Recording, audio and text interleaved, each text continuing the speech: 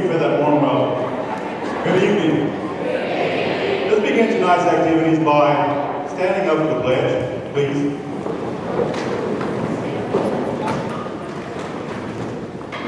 I pledge allegiance to the flag of the United States of America and to the republic for which it stands, one nation, under God, indivisible, with liberty and justice for all.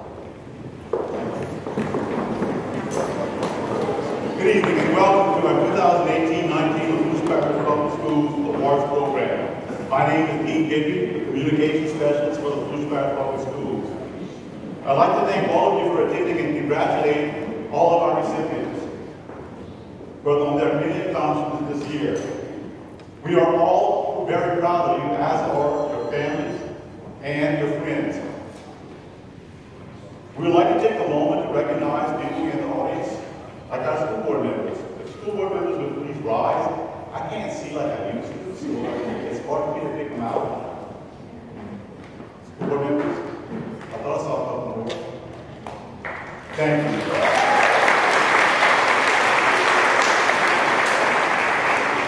I'd like to take a moment to thank Ms. Sharon Smith McPherson, the principal of East Simcoe Middle School, for allowing us to use the gym. Trust me, this would not have worked in the school board office. Okay.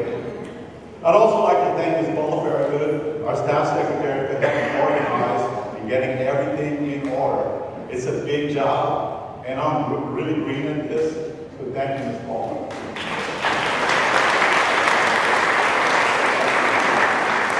For tonight's awards program, members of our supervisory staff will read the names of the award recipients. When your name is read, you will walk to the table. Ms. Paula will hand you your award, and you will proceed to the backdrop area where you have your picture taken. Dr. Byron and Board President, Ms. Brooke Hubston, will accompany you at the photographic section right here. Okay? At this time, I'd like to turn over the mic to Dr. Byron for a few words. Thank you. Good evening. First off, welcome. It's such a wonderful event to honor our employees tonight and students who are here. Before we start that, which will in a few minutes, and we've got quite a few to get through, I want to thank all of you for being here tonight and packing this gym. We truly appreciate the support that you provide to students in our parish.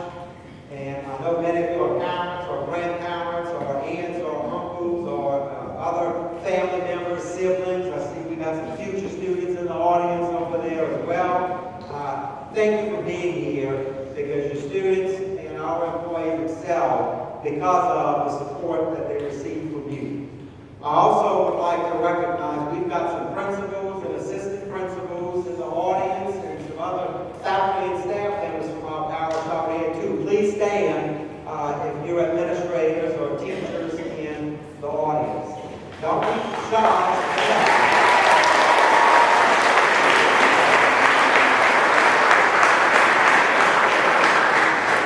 Any other employees in the audience, stand up.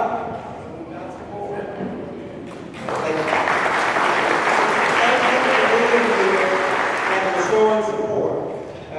Any school system stands to improve. We are high achieving. We're very proud of that, and we strive every day to try to do better. And I thank you for being here. At this time, we've got a bunch of awards to get through, so we'll get started with that, and I'll make a few closing remarks at the end.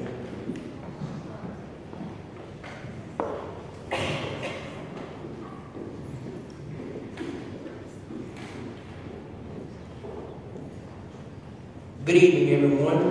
My name is Robbie Lee. I am the Supervisor of Human Resources at the School Board Office, and it is my honor this evening and my privilege to recognize Ms. Ann Hodson as the 2019-2020 Lafourche Parish School District Principal of the Year.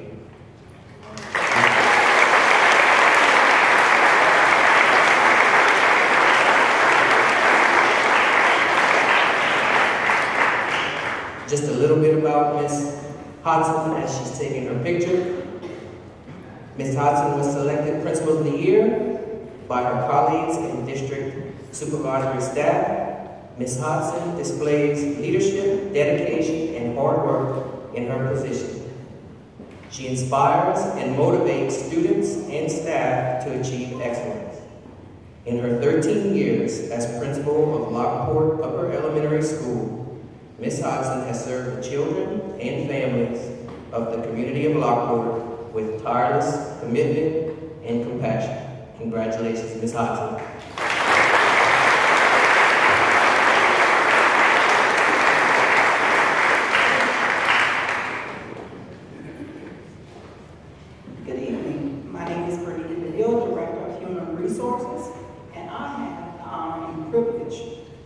Of recognizing one of our secretaries at the school board office, Ms. Crystal John. Ms. Crystal is receiving the award for meeting all the requirements of becoming a certified administrative assistant.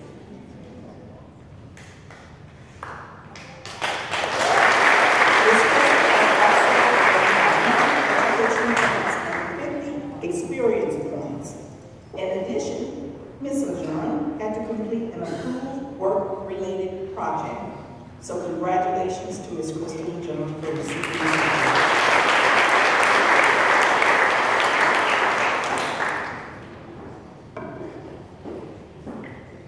Good evening. My name is Nancy Curall, and the first award I'm presenting tonight is to recognize Ms. Ashley Ellis, 4th grade science and social studies teacher, and her principal, Ms. Becky Plazos of Bayou Blue Elementary School, for being the recipient of a $10,000 Chevron grant for Project Lead the Way. The grant will be used to implement Project Lead the Way modules into their science curriculum beginning next school year.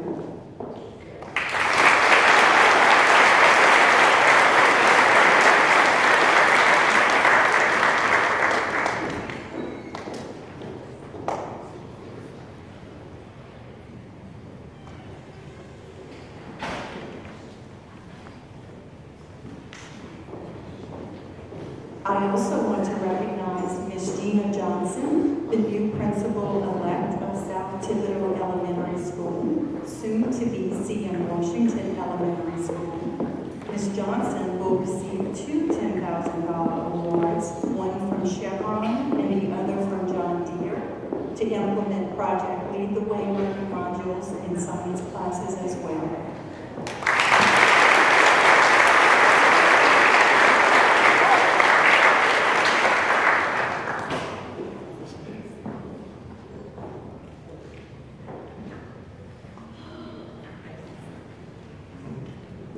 Good evening, my name is Kenneth Yelko, Supervisor of Accountability and Curriculum.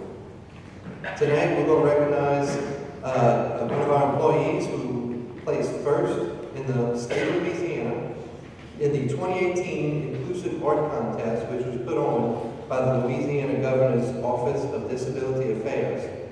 And that teacher from East Thibodeau Middle School is Ms. Patrice Parks.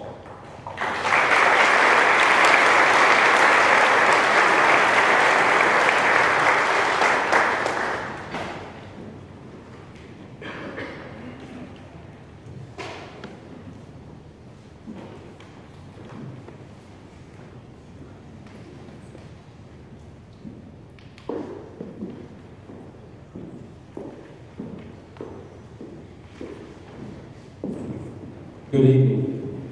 My name is Chris Kimball, Director of Secondary Education. Tonight, we'd like to recognize an employee who was named Louisiana Sports Writers Association Class 5A Coach of the Year, Mr. Tony Clark of Thibodeau High School.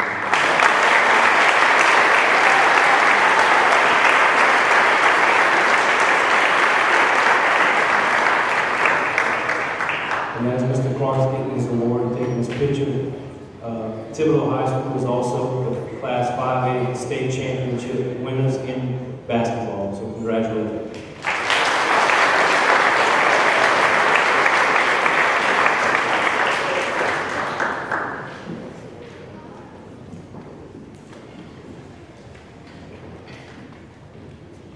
And now we'll move on to the recognizing the students.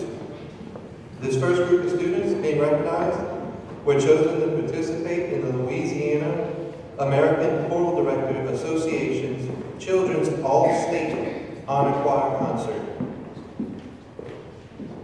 From Bayou Blue Middle School, Grace Boudreaux.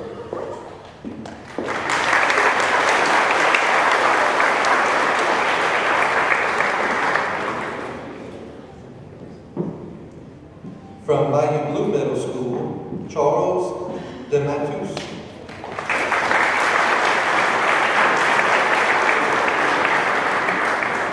From Bayou Blue Middle School, Veronica Galliano.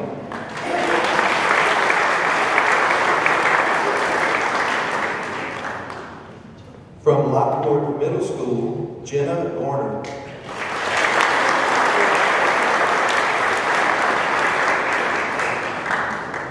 From Lockport Middle School, Phoebe Petrie.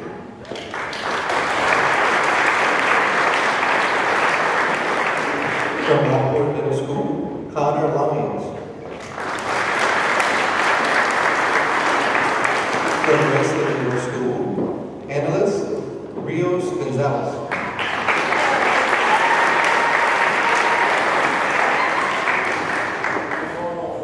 From West Citadel Middle School, Trelana Obey.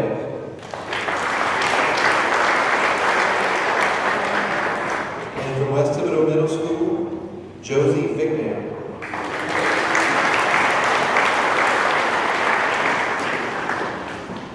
The next group of students to be recognized was selected into the Louisiana Bandmasters Association's statewide honor band. From Golden Meadow Middle School, Noah Carroll.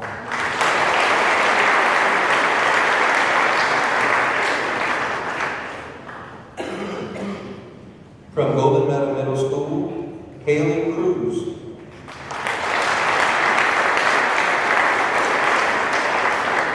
From Golden Meadow Middle School, Connor Gisway.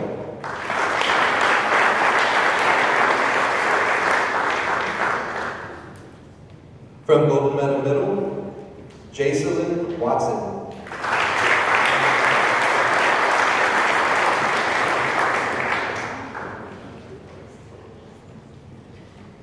Also from Golden Meadow Middle School, Olivia Lacoste.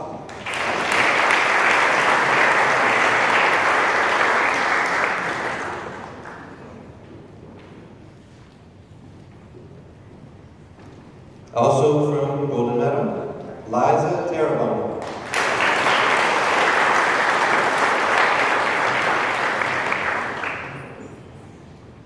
From Golden Meadow Middle School, Shia Dardar.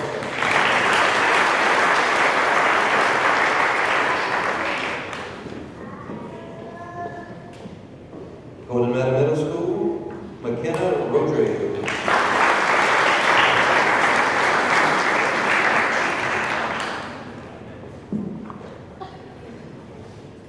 Golden Meadow Middle School, Lace Beal.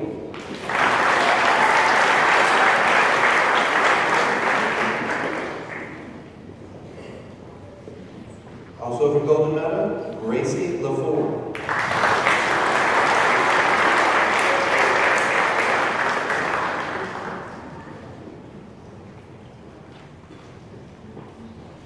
From Golden Meadow Middle School, Morgan LaFont.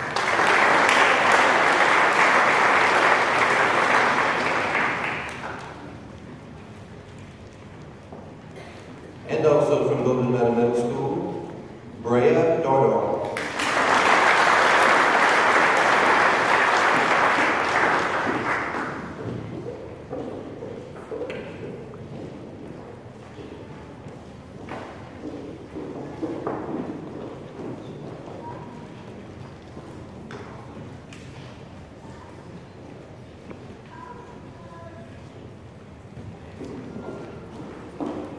I want to recognize the team of students who placed top middle school in dairy foods at the State Career Development event. Representing Graceland Middle School FFA team are team members Josie Trish, Alyssa Dominic, Cole Danos, and Jacob Davis.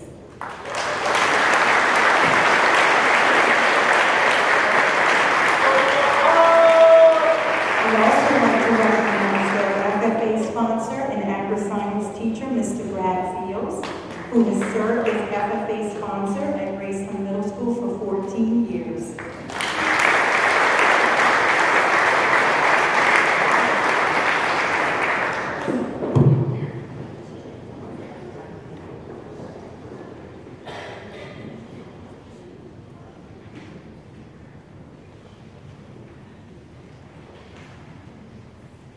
Next, we'd like to recognize a student who was chosen to participate in the Louisiana American Choral Directors Association Youth Mix All-State Honor Choir.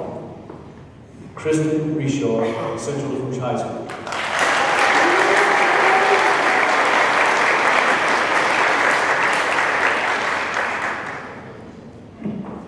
Next, we'd like to recognize a student who was selected into the Louisiana Music Educators Association All-State Band.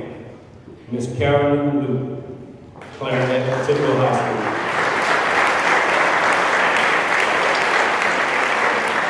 Next, we recognize the students who were selected into the Louisiana Music Educators Association All-State Mixed Choir. Seth Bergeron, Thibodeau High School. Haley Poche, Thibodeau High School. Dylan Chamberlain, Thibodeau High School. David Sheridan, South Lafourche High School. Kyle Davis, Central Lafourche High School. And Sierra Price, Central Lafourche High School.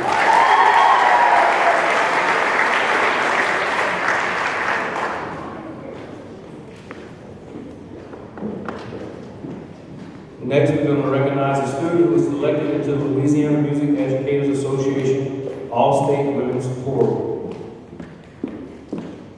Kathleen Rios Gonzalez, Central Lafourche High School.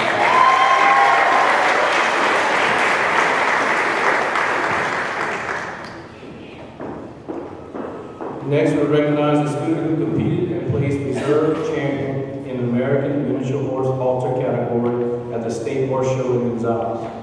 Tommy Perez, South Lafourche High School.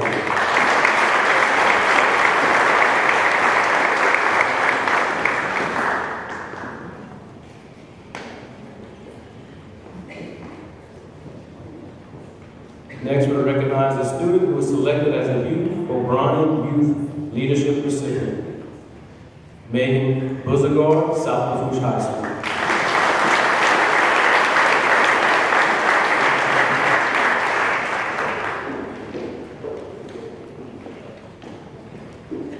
Next, we'll recognize the Beta Club team who placed second in Living Literature at the Beta State Convention in Baton Rouge.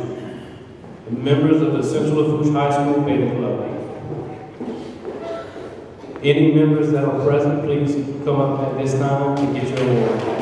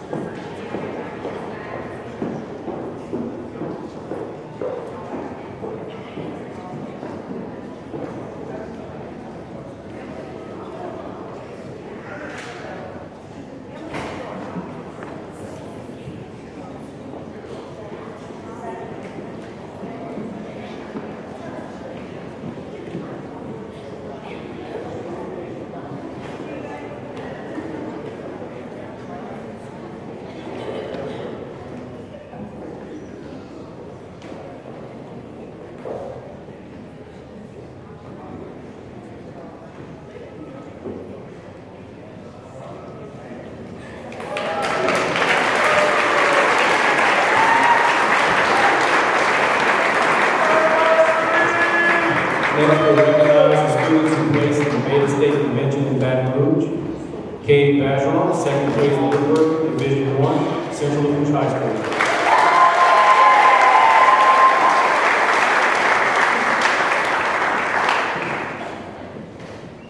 Cade Adams, second place digital art, Division II, Central Lafourche High School.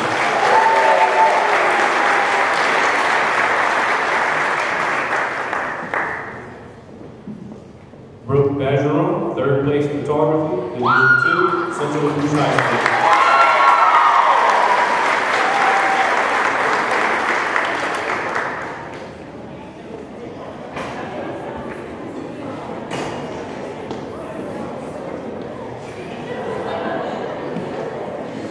Next, we'll recognize a student who placed in the Louisiana DOTD 2019 Louisiana Aviation Art Contest, My Dream to Fly, and went on to the national competition.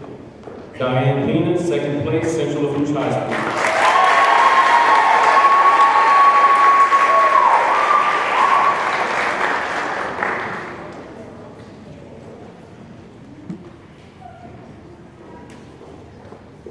Also, Madison LaRousse, third place, Central Lafourche High School.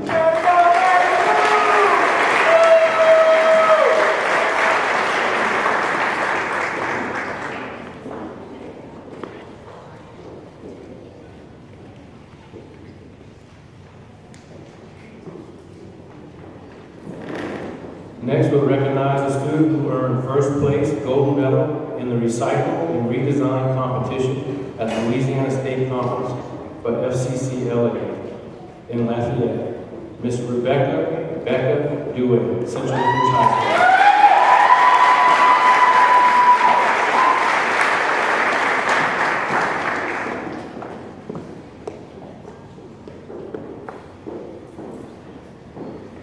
Next, we'll recognize a student who was selected as a first-team 5A All-State Guard in boys basketball, selected as the winner of the Horizon Leadership Award given at the State Basketball Championship game, and being selected to the 2019 March Madness All-Tournament team, and for being named the Outstanding Basketball Player for the 5A State Championship game. Kobe Johnson, Thibodeau High School.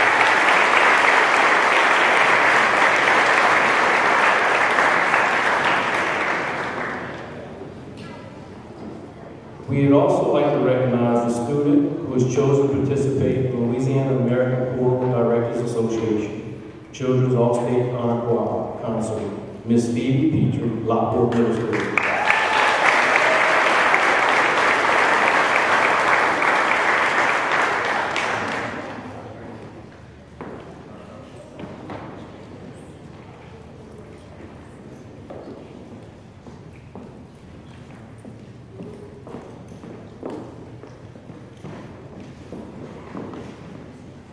Next, we'd like to recognize a student who was selected as a 17 5A All-State Basketball team, Marvin Robinson Jr., Thibodeau High School.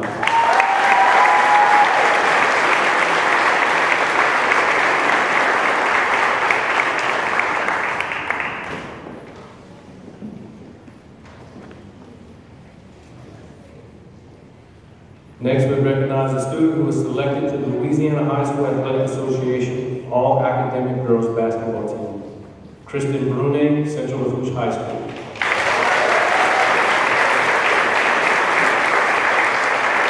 We recognize a student who was selected to the Louisiana High School Athletic Association All-Academic Football Team, Garrett Odom, Central Lafourche High School.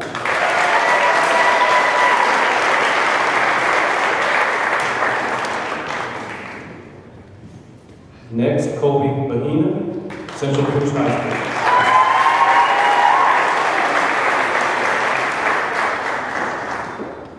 And next, Coy Orton, Central Lafourche High School.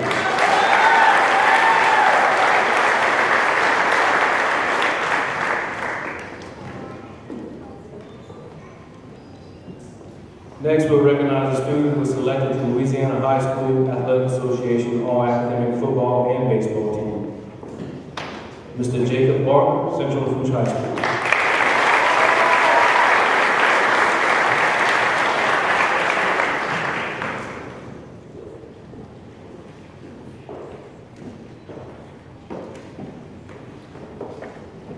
Next, we'll recognize a student who was selected to the Louisiana High School Athletic Association's All-Academic Football, Bowling, and Track Team, Brett Marlborough, Central Lafourche High School.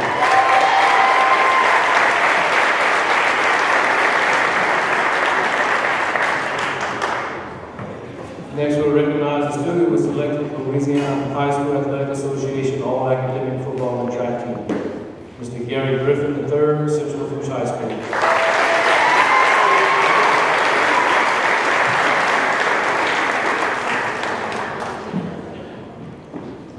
Next, we'll recognize a student who was selected to the Louisiana High School Athletic Association All-Academic Football and Bowling Team, Mr. Aaron Marion, Central Lafourche High School.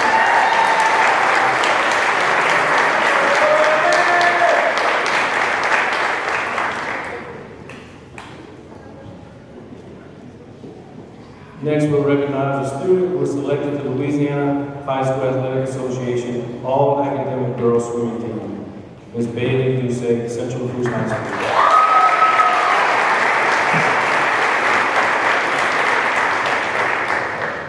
Next, we'll recognize the student who was selected to the Louisiana High School Athletic Association All-Academic Boys Swimming Team, Mr. Curtis Day, Central Lafourche High School.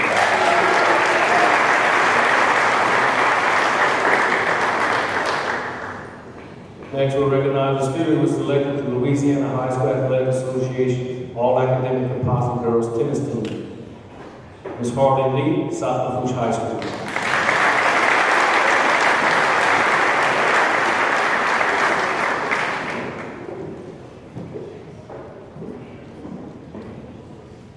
Next would be Ms. Taylor Arsenal, Ms. Central Lafourche High School.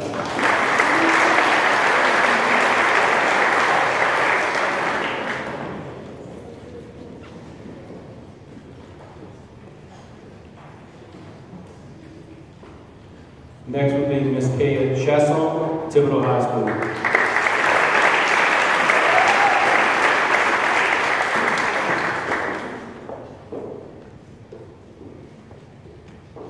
Next, we recognize a student who was selected to the Louisiana High School Athletic Association All-Academic Composite Boys Tennis Team, Mr. Jeffrey Gutierrez Ramos, South Lafourche High School.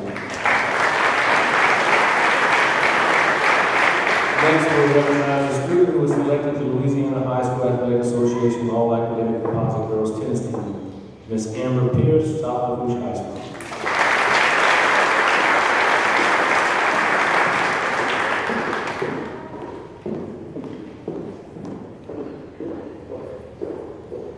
Next, students we will recognize were selected as the Louisiana High School Athletic Association All-Academic Girls Tennis Team, Ms. Hannah Hackworth, Central Lafourche High School.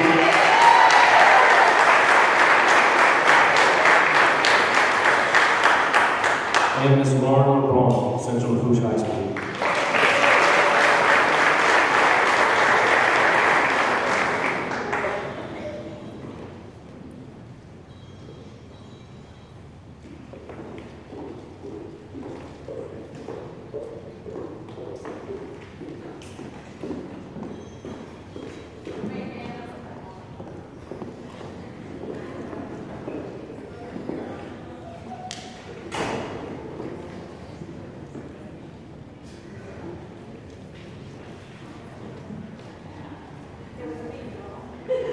Next, we'll recognize a student who was selected to the Louisiana High School Athletic Association All-Academic Girls Soccer Team, Ms. Isabel Torres, Central Lafourche High School.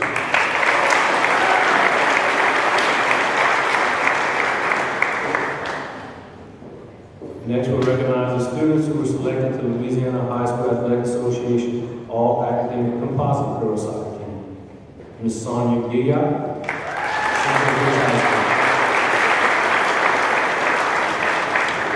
Ms. Abby Delton, Thibodeau High School.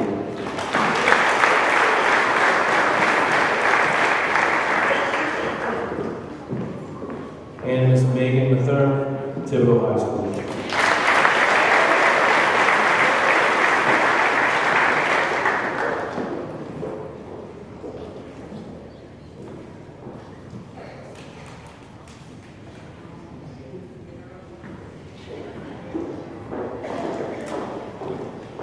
Next, we'll recognize a student who was selected to the Louisiana High School Athletic Association's All-Academic Composite Boys Soccer Team, Mr. Jack Smith, Central Lafourche High School.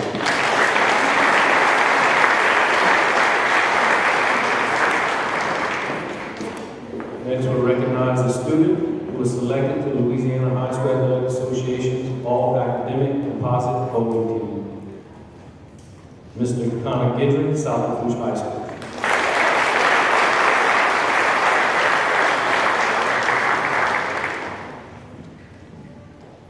Next, we'll recognize a student who was selected to the Louisiana High School Athletic Association's All-Academic Girls Cross Country, Track, Soccer, and Swimming Team. Ms. Claire Hodson, Central Lafourche High School.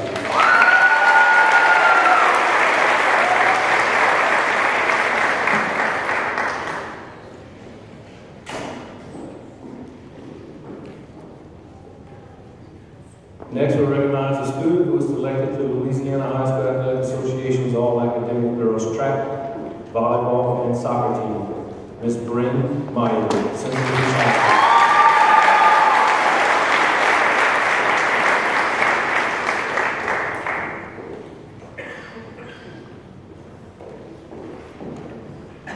Next, we'll recognize a student who was selected to the Louisiana High School Athletic Association's All-Academic Composite Girls Track Team and Indoor Track Team, Ms. Courtney Dufresne, Central Lafourche High School.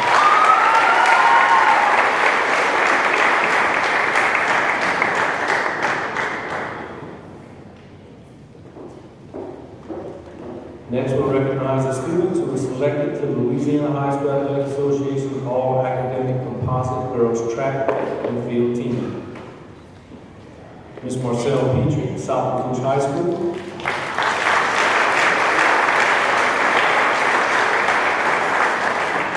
And Ms. Taylor Thibodeau, Thibodeau High School.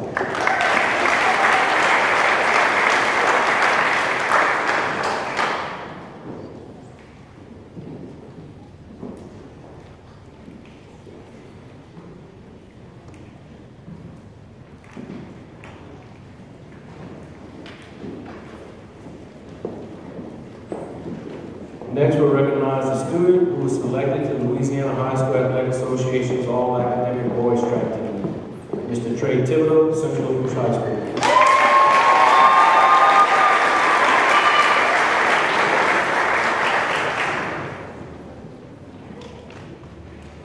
Next, we'll recognize the student who was selected to the Louisiana High School Athletic Association's All-Academic Girls Track Team, Ms. Taylor Hebert, Central Lafourche High School.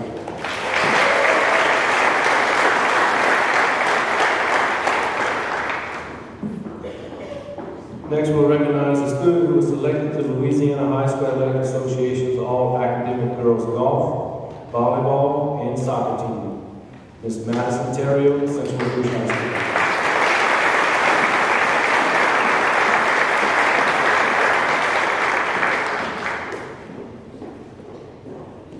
Next, we'll recognize a student who was selected to the Louisiana High School Athletic Association's All-Academic Baseball Team, Mr. Joseph Roulette, Central Lafourche High School.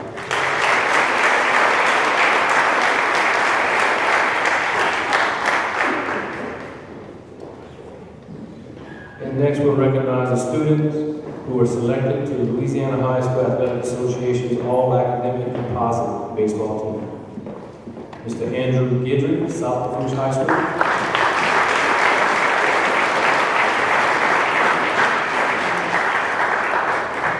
And Mr. Caleb Gia, Thibodeau High School.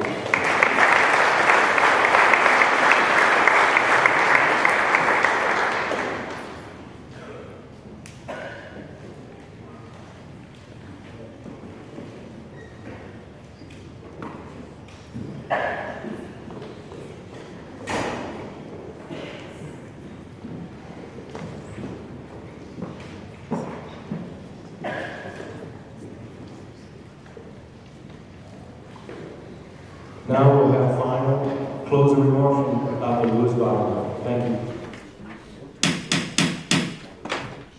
I'd like to call this meeting to order.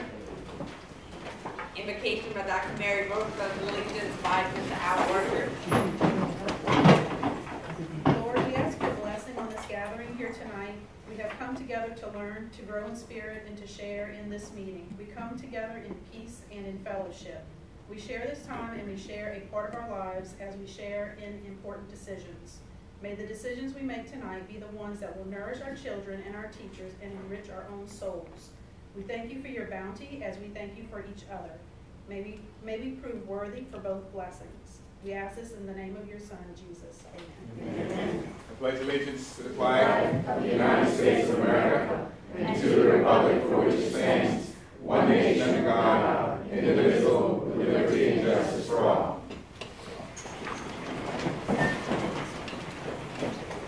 Roll call. Ms. Abbott? Here. Ms. Holliston? Here. Ms. Thomas? Here. Ms. Petita? Here. Dr. Burrow? Here. Dr. Diop? Here. Ms. Bourgeois? Here. Mr. Tyler Dufresne could not be with us this evening. Mr. Schwess? Here. Mr. Plaisance? Here.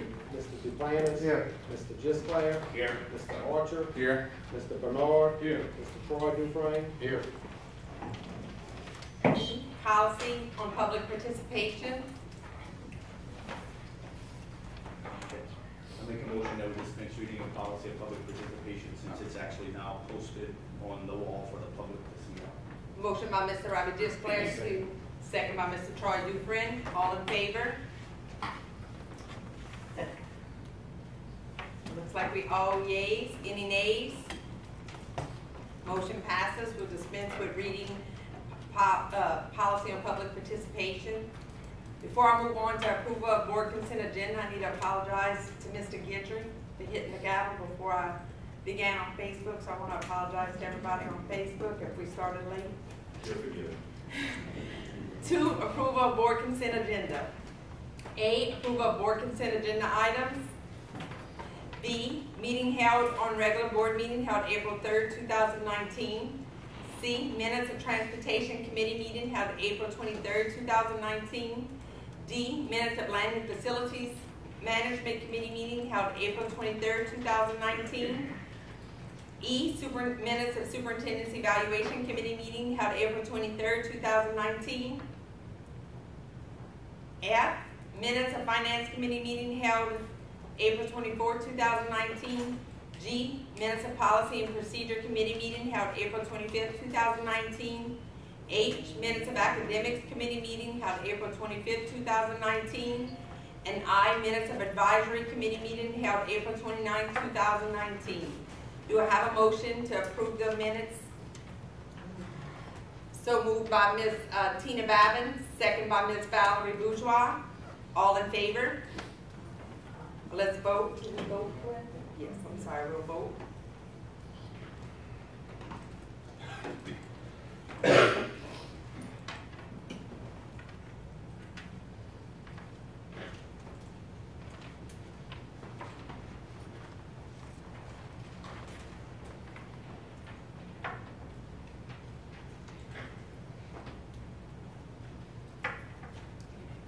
Motion passes unanimously. 3, approval of land and facilities management committee recommendations as per meeting held Tuesday, April 23rd, 2019. Mr. Robbie Gisclair. To accept the low bid in the amount of item 8, to accept the low bid in the amount of $469,900 from PCOLA Construction for the Rose Cutoff Middle School back slab renovation project, and so moved. Motion by Mr. Robbie Gisclair, second by Mr. Randy Schwess. Any discussion? Any public participation? Let's vote.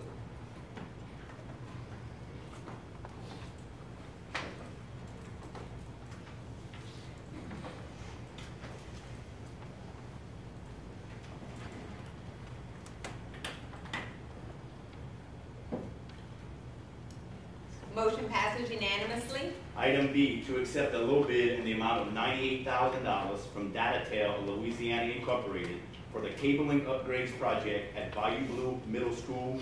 So moved. Motion by Mr. Robbie Gisclair, second by Ms. Mary Petita. Is there any discussion? Any discussion from the board? Any public participation? Let's vote.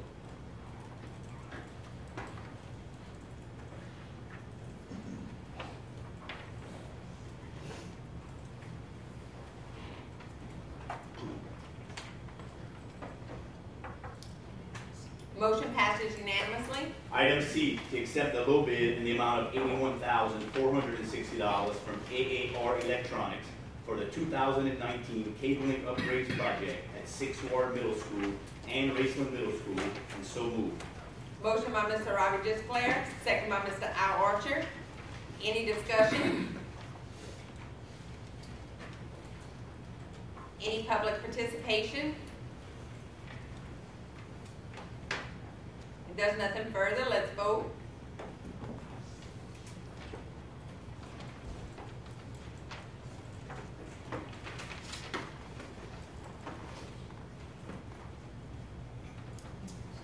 Motion passes unanimously. Item D, to accept the low bid in the amount of $104,407 from AAR Electronics for the 2019 cabling upgrades project at La Rose Cutoff Middle School, Lockport Middle School, and Golden Meadow Middle School, and so moved. Motion by Mr. Robbie Disclair, second by Dr. Dennis Guillot. Is there any discussion?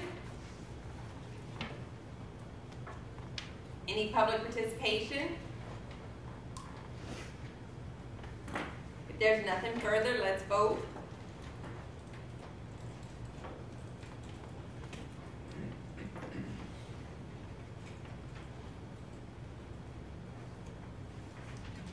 Motion passes unanimously. Item E, to accept the pricing for a 3-year service contract for district electronic repairs by AAR Electronics, and so moved. Motion by Mr. Robbie Disclair, second by Mr. Randy Schwess. Is there any discussion? Mr. Barry Claisos. Thank you, Madam President. I guess this kind of coincides with the rest of the items. This is an item we really didn't put out for bid. So, I mean, if we're not going to put it out for bid, I'm going to have to vote no. Thank you, Mr. Claisos. Any further discussion? Mr. Dufresne? Madam President, in the agreements, I see that they have 2 different prices when they come to after hours and holidays at $150 an hour, and then further down it says $200 an hour. I don't know how often they go out, but $50 an hour is a considerable amount of money if they work in nights or weekends and have you. So I just want clarification which would be what, and both contracts have that discrepancy. Ms. Jennifer Tobias? Yes, it was brought to my attention this afternoon before we were able to upload the information. AAR did make that correction and has adjusted their prices to reflect $150 for both. Thank you, Ms. Tobias. Ms. Mary Patino? Yes, I have a question, comment or a question to Dr. Garon. I think that we don't have to have a bid when it's a service, right? Services do not require bids. That's correct. It's up to the pleasure of the board whether you want to do some type of competitive process or whether you want to do no process. It's a board decision. And I'll also state that Mr. Gisclair and I had a conversation earlier. He was interested in seeing too the way that the actual contract part of it or the agreement would work. So if you look at the second attachment on this item tonight, we have a standard district-wide purchase service agreement that we use that has the information in it along with the liability insurance and along with the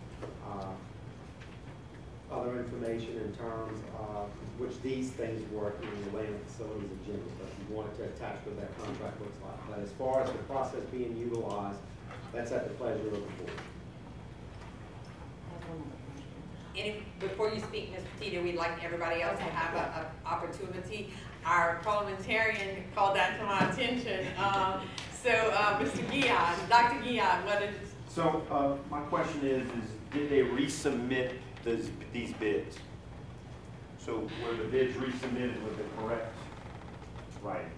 It's not a bid. This was a price list for a service. Okay.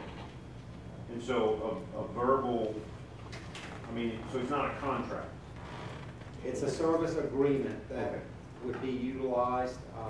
I was not aware of a discrepancy with that particular price issue. I would suggest that on this one, you defer it or refer it back to committee with the correct and make sure we have the right pricing in the document itself. Yeah, and I guess that's my point. I'm alluding to. Thank you. Ms. Babin? Thank you, Madam President. How long have we been doing business with AAR? This isn't the first contract that we worked with Inter agreement with them, so how long have we been doing this? Mr. Laison? We've been doing business with AAR Electronics for about 30 years. They are currently the provider for intercom firearm at all of our new schools.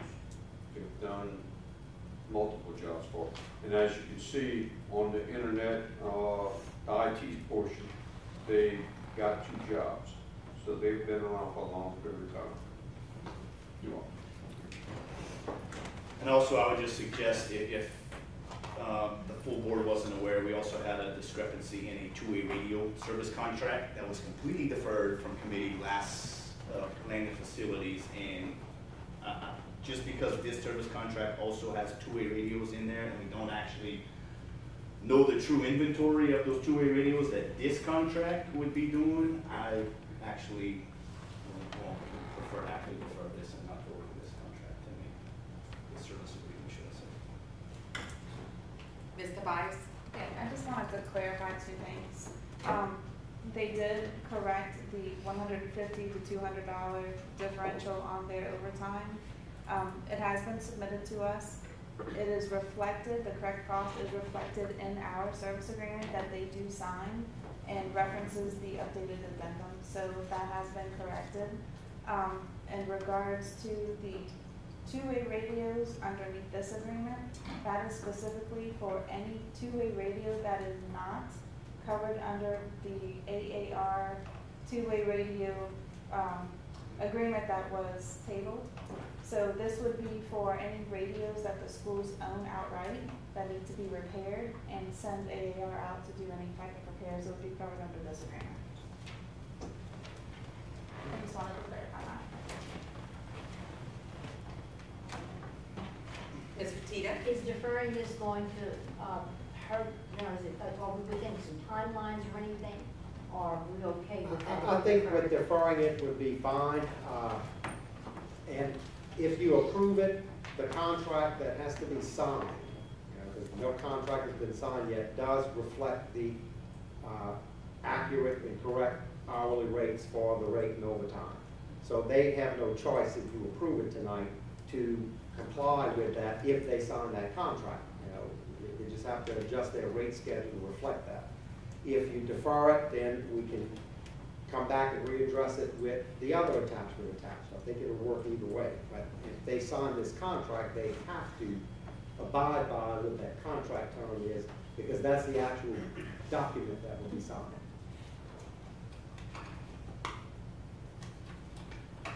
Any further discussion? I hate to keep asking questions, but I have several of them.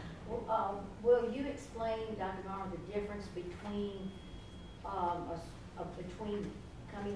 writing an RFP or looking at what word am I looking for? Bid or bid, yes. A service agreement is bid.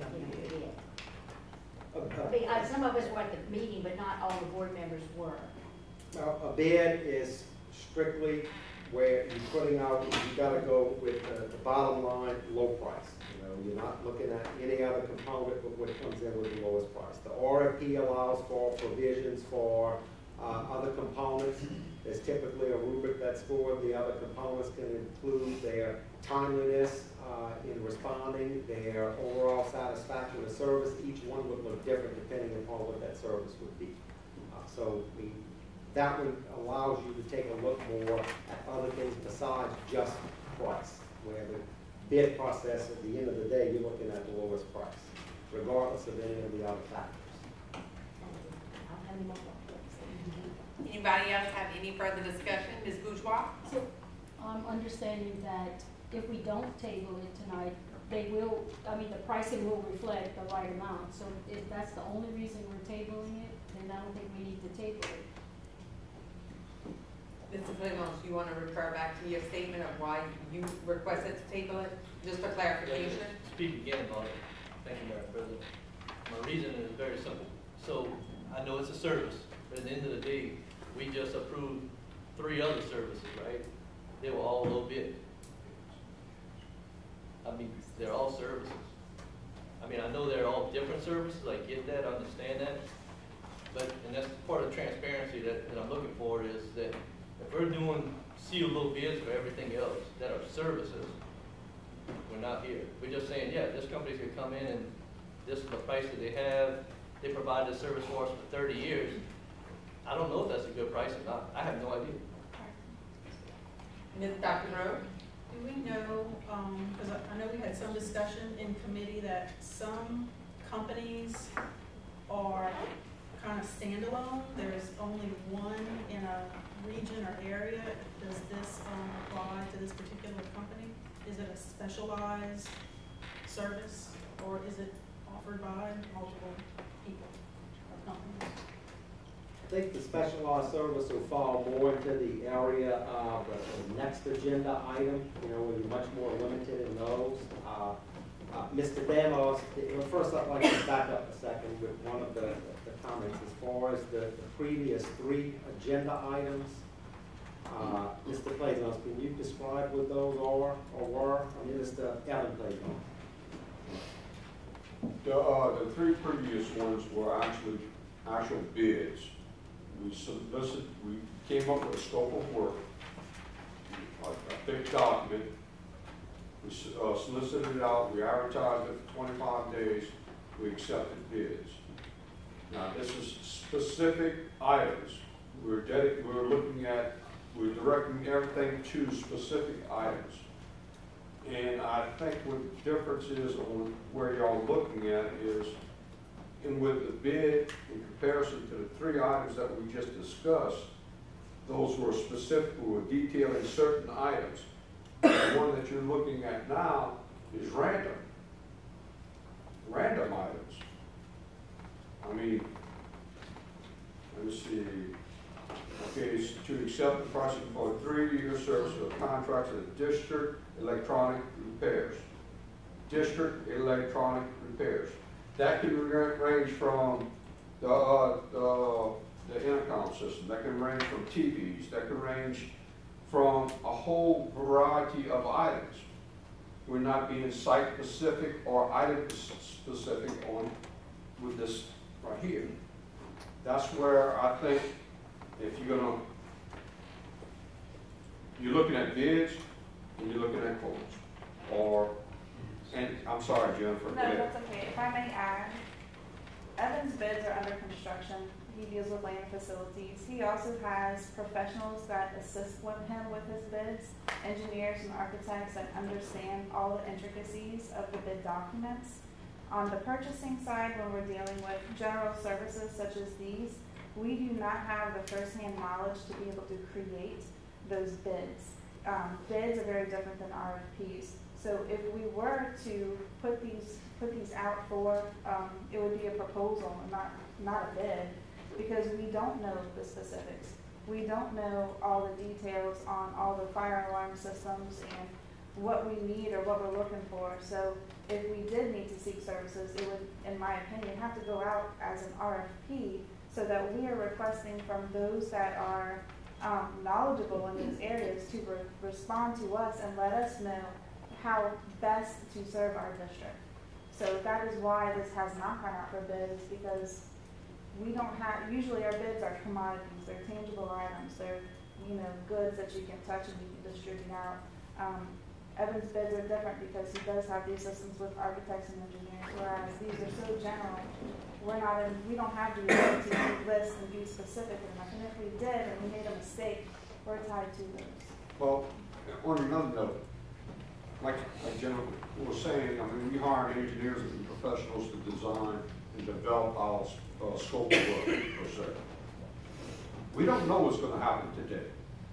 Last time we were in this room, we had issues with televisions, the visuals. We had to call somebody. This is what this service is all about, for the emergency needs of the district.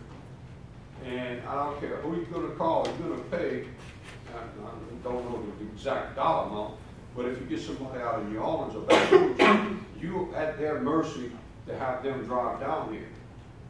And then will they be able to repair the needs that you have at that point in time? And you see, when it comes down to fire alarm system, and I know I'm elaborating, but I think y'all need to know this. When it comes down to a fire alarm system, we have a certain amount of time that we have to get that fire alarm system up and running. Now, if we have to wait 5 hours for a technician to drive from New Orleans or Baton Rouge to come down here, we're wasting time. So every time that fire alarm system is down, we have to man somebody at that site to do a fire watch. Every hour on hour and document it. So it's imperative that we get somebody at the facility in a timely manner. Thus, we have to make sure that these people are familiar with our equipment. You get some Joe Blow out of Baton Rouge to come down here and work on it, he's not that familiar with it. You say, well, that's something I can't repair. We're still going to have to call somebody that's certified to work on this equipment. I've said enough, I'm sorry. Ms. Cheryl Thomas. Are they the only, is this the only company in our area that does the type of work that you're looking for? I'll ask Mr. Dan Ross to respond. We surveyed some of our surrounding districts to see what they were doing with it as well, and he can give you a little feedback from what we found out. Good evening, everyone. In regards to all this, I contacted 5 companies. One is in Houma.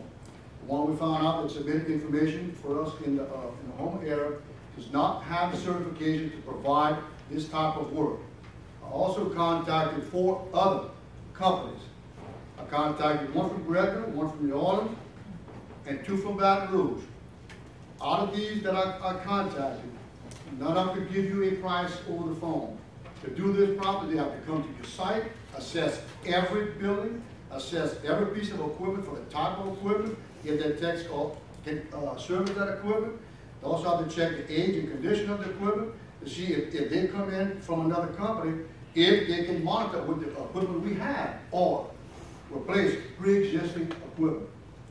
That's one of the things I found this afternoon. Getting back to AR, AR has 7 specific things that they provide for Lafourche. Fire alarm, intercom, network communications, public address systems, television distribution systems, two-way radios, and general electronic systems. There's a wide array of items that go under each one. Fire alarm, just fire alarm, smoke detectors, duct detectors, manual pull stations, horns and strobes. You know what horns and strobes are. Interface to suppression systems, which is hood, and sprinkler systems. Intercom, you have bells, classroom. They set times for our schools, take in, take out periods, you know, things of that sort. National communications, Cat 5, Cat 6 cable, which is what Evan referred to earlier.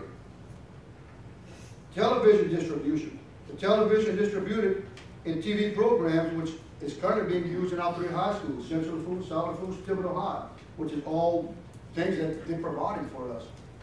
Two-way radios, we mentioned that. General electronic systems, phone monitoring systems, audio visual systems, projectors, HDMI, smart boards, scoreboards, electronic door locks, intrusion alarm systems, and other low voltage type systems that they can provide service for. We may not utilize every one of these, but I'd say most of these we actually do. We actually do. And like the 5 companies I contact, like I said, they have to come out and assess. They will not do anything other than prior to that. And what was your feedback from the school districts around? Okay, I also contacted 5 school districts outside of Lafourche. I contacted Assumption, St. Mary, Terrebonne, and St. James parishes. And yeah, every contact is St. John, that is correct. Okay, the basic knowledge and the basic information I receive from every one of these parishes is that they've been through the process also. Had to use a little bit. They did do the process, got a little better. And every one of these parishes responds the same. The work was not there, the quality was not there, The professionals not there and the equipment was not there. Each one stated that AOR had to come in behind them to right the wrong. I don't know what else I can say other than that. And like Evan said, they've been in this district for over 30 years. I think that they're doing a good service. Okay. Anything else? Any further discussion?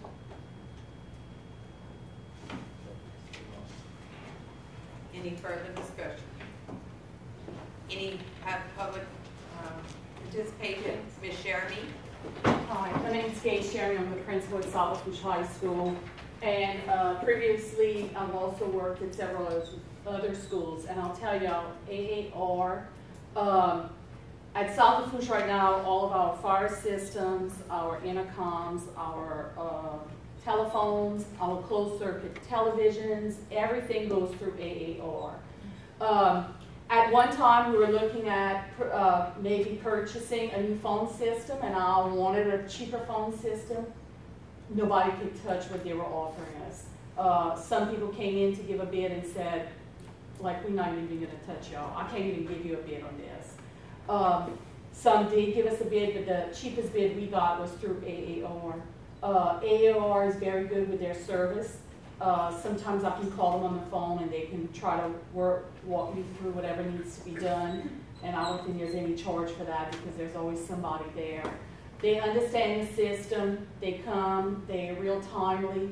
And another thing the district has done district-wide to try to cut the cost of services is if it's not something for a fire alarm, if it's something with some telephones just here and there or closed circuit television, we'll wait until there's several work requests in one area so that we're not paying mileage to all these individual schools. So we wait and kind of bundle things together and get them to come in then. But they know the system, like you said, they know the system, and we looked, there was nobody else around. You know, the only other companies that we found were like New Orleans, Baton Rouge, that kind of thing, and it's difficult to get them to come down. And then if we're looking at, I know we were looking at the price of coming down, and when you look at it, if we have to pay them from New Orleans or from Baton Rouge, then that would just increase the cost. So we looked, we couldn't find anything different, and we're satisfied with their service. They're very timely. Thank you, Ms. Jeremy, for your comments. Appreciate it. Anybody else has any other comments? Ms. Thomas. I hear everybody saying that AAR really knows the system here. Is that the company that put the systems in place? Yes, ma'am. Okay. Okay. Mr. Schwetz. Thank you, Mayor. The only reason that we would be deferring this, on my side that I'm looking at, would be for is the rates. But can we accept this paperwork that you have tonight without this correction, or should we defer it? If not, I'm ready to vote. To answer your question, you can approve it that night if you choose. The contract that we have, the template for, has the correct pricing in it. If that contract is approved, then they have to comply with that. If they don't sign it, then we don't have a contract. Any further discussion? I just want to thank Ms. Jeremy for speaking on the principal's behalf, because I was thinking that too as a principal. AAR was always there for us, professional, friendly, and like she said, a lot of times they would talk you through it on the phone and you didn't have to pay for it. So I really like their service as a principal also. Thank you, Ms. Bourgeois. Any further discussion? Okay. If there's no further discussion, anything further from the public? Let's vote.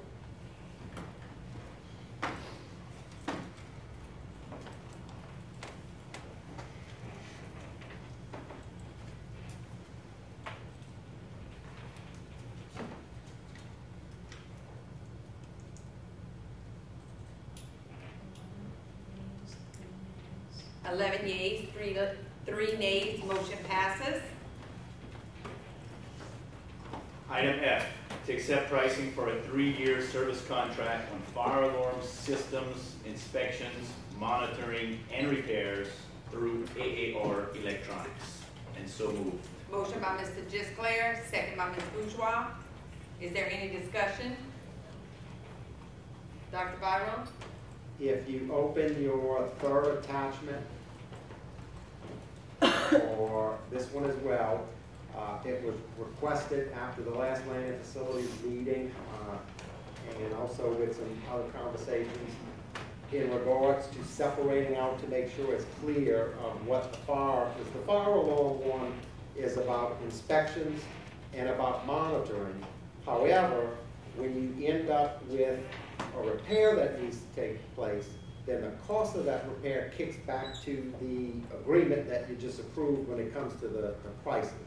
So we did ask, if you look in your you put the template in as far as what that contract looks like. The fee schedule is in here. If you go to page 3 of the attachment from AAR, you see exactly what that scope of work is that they perform for inspecting the fire alarm systems, and then the price fee schedules follow. It's in the, if you go back to the agenda item, it's, yeah, the one on the bottom. There's the one that reads AAR Fire Alarm Service Agreement. We wanted you to see the scope of work. This is actually even more intricate and more involved, and there's a lot more regulation on fire inspections of the equipment as opposed to even, you know, the fixing of certain items. But we recommend your approval of this agreement. Is there any discussion? We had a first and a second. Any discussion? Mr. Gisclair? So Dr. Barham, can you explain how you're saying you were separating out this service part of it off of this contract? Because you know, there's still service involved with this, and I know that was in question right here. Yes, this involves if you have repairs that exceed $500, then it's got to go back for some type of purchase order. If it's less than $500, then maintenance will approve for that to happen. That fee schedule refers back to the previous contract. Okay. So this contract will cover the cost of the inspections and the cost of the monitoring. If the repair has to be done, then the repair is charged against the agreement for the service side.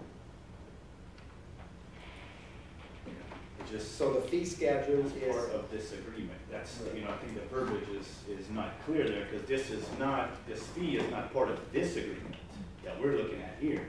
It's obviously part of the original one that we put in. So if we have anything over $500, is that something that's going to basically be on site? They're going to be able to take care of that, or we have to put in for purchase order? They're going to have to leave. They're going to have to come back, recharge mileage, recharge a call out. So then something that might have been $600 is now much more, because you got your call out fees and your mileage that you got to pay for them to come back. If they have the equipment with them, then they can perform it at that time. Yes. If they don't have it, even if it's less than 500, then they may have to come back. It just depends on each issue what needs to be fixed. And what I also found this evening was that when they do their inspections, if there's minor repairs, they fix them on site and don't charge us. So if these repairs are major, then our protocol to make sure that we have the budget and the funds available is for them to give an estimated cost of what they're going to call, you know, what it costs, and then for Marcus to do a purchase order. And it goes through that process so that we understand, you know, what our expenses are going to be. And again, their turnaround time is amazing when it comes to fixing those things. Any further discussion? Dr. Guiot? So the contract, or which would be the second document in the list if you look in right to left, the 2019-2021 AAR service cost electronics, that is actually the same document in the previous. Right. And so we're going to sign one contract, correct, the one from the previous that we've approved. is just attached here for. What AAR did for both of those items was sent a full comprehensive packet that covered both. And at the land and facilities meeting, they were all on both. So we left the original attachments in here from the land and facilities meeting because I didn't want anyone to say, well, that's not the attachments that were presented at land and facilities.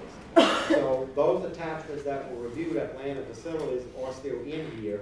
We added the additional one, which is this third one that indicates AAR Fire Alarm Service Agreement, which is or includes the contract on the very first sheet of that attachment, which would actually be the signed document.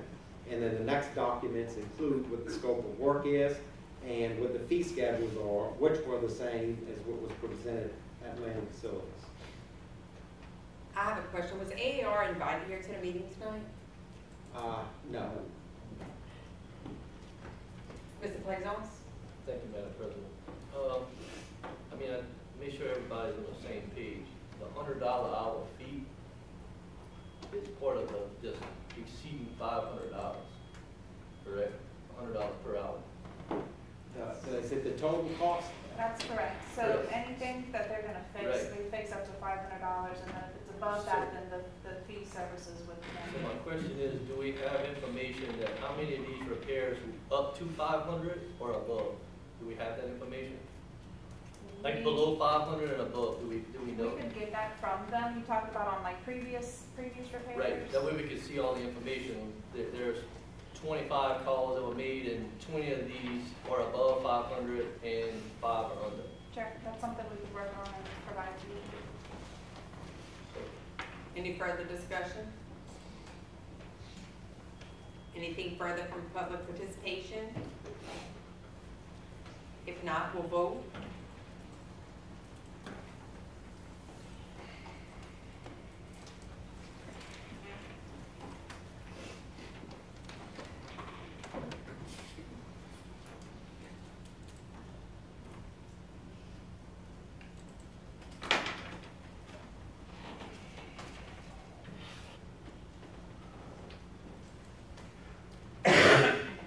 Motion passes unanimously. Item G, to accept a 3-year service agreement from Ritter Consulting Engineers for asbestos inspection, asbestos management planning, asbestos project abatement, design service, and lead paint inspection and abatement, and mold assessment and sampling, and so moved.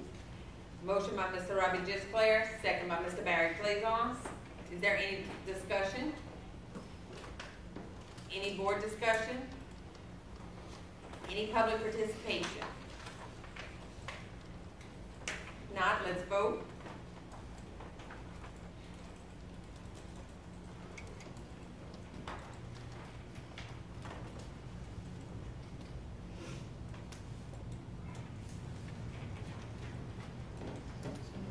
Motion passes unanimously. 4, approval of Finance Committee recommendations as per meeting held Wednesday, April 24th, 2019. Dr. Broad. A, to recommend to the school board that it adopt the millage rate resolution for rates that apply to the 2019 assessed rolls. So moved. Motion by Dr. Mary Brooks, second by Mr. Al Archer. Mr. Don Gode. Okay. First of all, I want to state that this form of this motion is prescribed by the legislative auditor, who has the final say-so as to whether or not you adopted your motion correctly. So if it sounds tedious and all that, it is. And I have to read the whole thing. So be it resolved that the following villages are hereby levied on the 2019 tax roll on all properties subject to taxation by the Lafourche Parish School Board. I'm going to be reading the description, the millage, and the millage key. Constitutional, 3.63 mils, 1047062. Special maintenance, 7.49 mils, 1047063. Air conditioning maintenance, 7.49 mils, 1047070.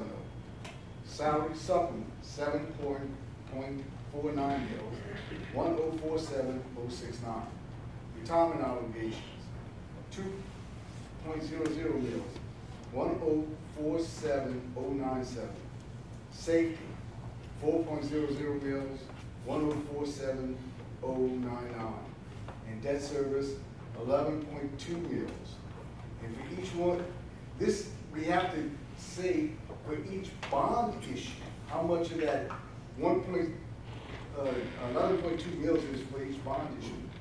So the debts, the January 18, 1997 proposition is 0.7 mills, 1047065. The 7/19/2003 proposition, 2.9 mills, is 1047101. The July 21st, 2007 proposition is 2.7 mills, 1047068. The April 21st, 2012 proposition is 3.6 mills, 1047096. And the April 29th, 2017 proposition is 1.3 mills, 1047100. Be it further resolved that the proper administrative officials of the Parish of Lafourche, State of Louisiana, be and they are hereby empowered, authorized, and directed to spread said taxes as here and above set forth upon the assessment roll of said parish for the year 2019, and to make the collection of the taxes imposed for and on behalf of the taxing authority according to law, and that the taxes herein levied shall become a permanent lien and privilege on all property subject to taxation as herein set forth, and collection thereof shall be enforceable in the manner provided by law. Foregoing resolution was read in full, the roll was called upon the adoption thereof, and the resolution was adopted by the following votes. Thank you, Mr. Godet. We have a motion by Dr. Breaux. We have a second by Mr. Al Archer. Is there any discussion after Mr. Godet's presentation? Any discussion by the board? Any public participation? If not, let's vote.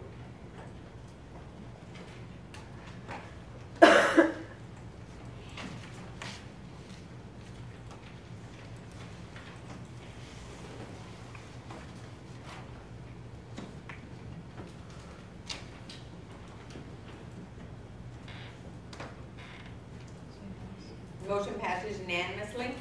B, to authorize the 12 schools that have been identified by the Child Nutrition Department staff to participate in the Community Eligibility Program, CEP, during the 2019-2020 school year when clustered together at the 100% free rate of reimbursement at no cost to the school board. So moved.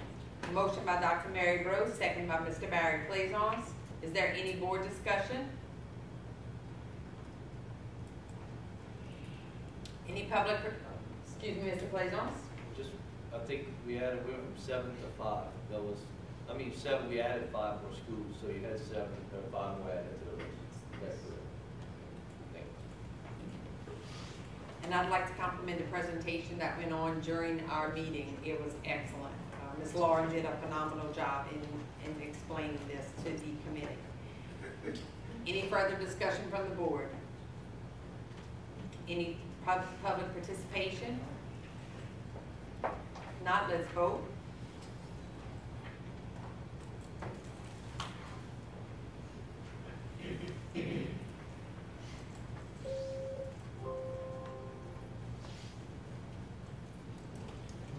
Motion passes unanimously.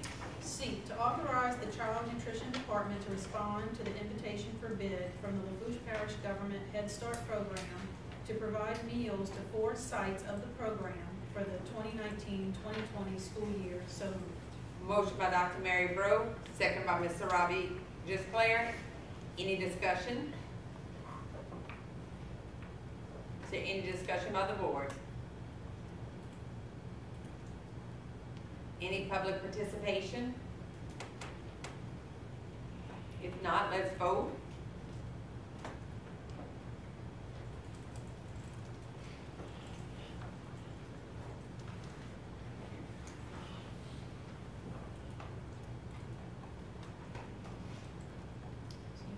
Motion passes unanimously. D, D, to authorize advertisement for bids for rugs and dust mop services district-wide and take appropriate action. So moved. Motion by Dr. Mary Brooks, second by Mr. Ray Bernard. Is there any discussion? Any discussion by the board? Any public participation? If not, let's vote.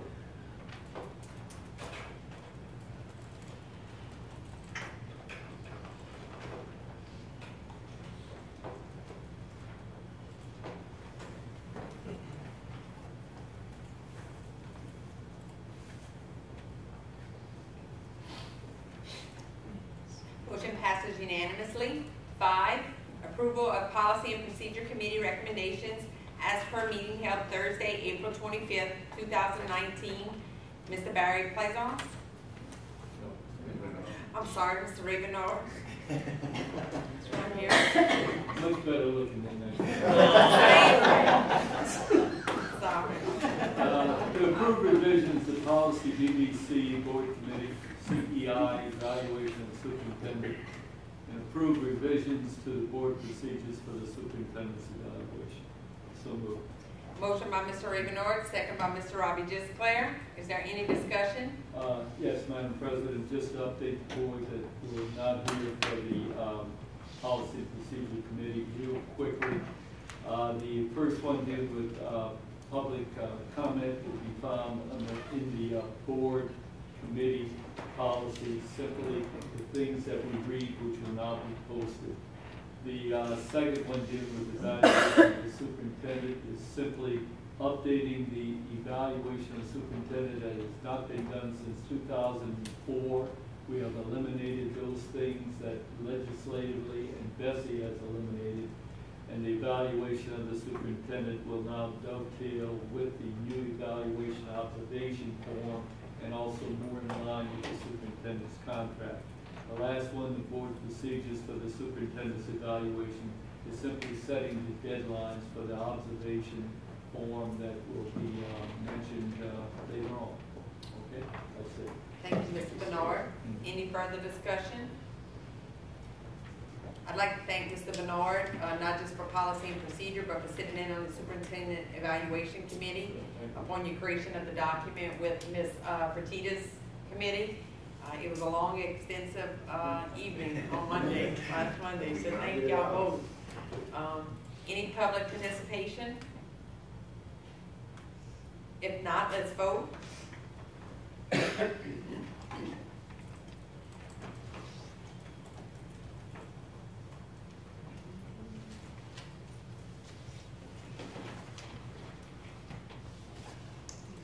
Motion passes unanimously. 6, approve of academics committee recommendations as per meeting held Thursday, April 25th, 2019. Ms. Tina Babin.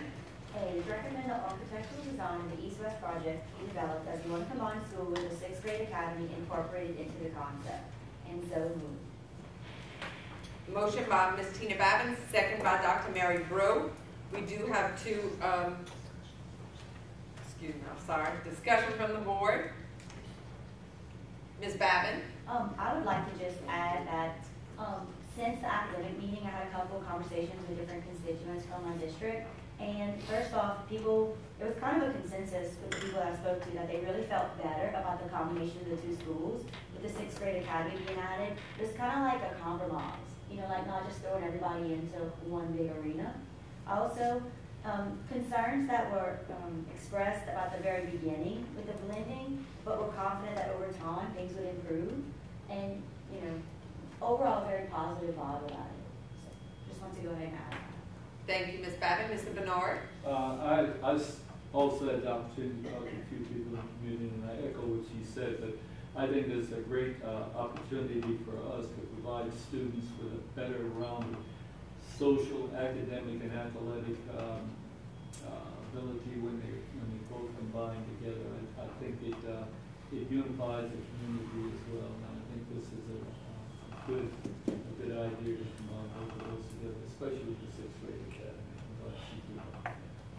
Thank you, Mr. Bernard. Anything further? Ms. Fertitta? Again, I'm going to echo both of those. I've had nothing but positive responses. some parents were worried that we wouldn't do that. And everyone sees it as a chance to, well, they kept saying that's ridiculous that we have children that start school together, they stay together at South Thibodeau, they split at the middle school, and then they go back to high school. So I think that this is definitely unifying our community, and I thank the committee for the lots and lots of studying that was done. Thank you, Ms. Petita. Mr. Archer? And one more comment I'd like to make, Madam President. I'm not sure if we considered any strategies that for transitioning to schools down the line, some strategies that would be effective. That's just a thought, so I'm sure you will, but I just want to sort it out. Thank you. Thank you, Mr. Archer. Mr. Plaisance? I think one of the aspects that's important with this, in combining the schools, is that even though they're only separated by a small distance, they actually don't offer the same classes. So things like ag science is not offered at both schools. So I think it would be an opportunity for kids to grow into different fields. It's a possibility. So thank you. Thank you, Mr. Plaisance. Any further discussion from the board?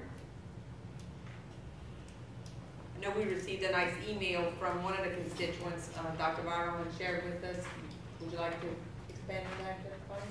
Yeah, the email that was sent, was coming from a parent who has younger kids and is in the process of moving and really having a hard time in terms of trying to find a place to deal with the boundary of where to go to school at for East and West. And so she sent in an email a day, which we had asked anybody to send emails or read the public meetings, thanking the board for that, because in the future it would eliminate that issue for people having to uproot their kids from one school to enroll in another. Yes, Ms. Thomas?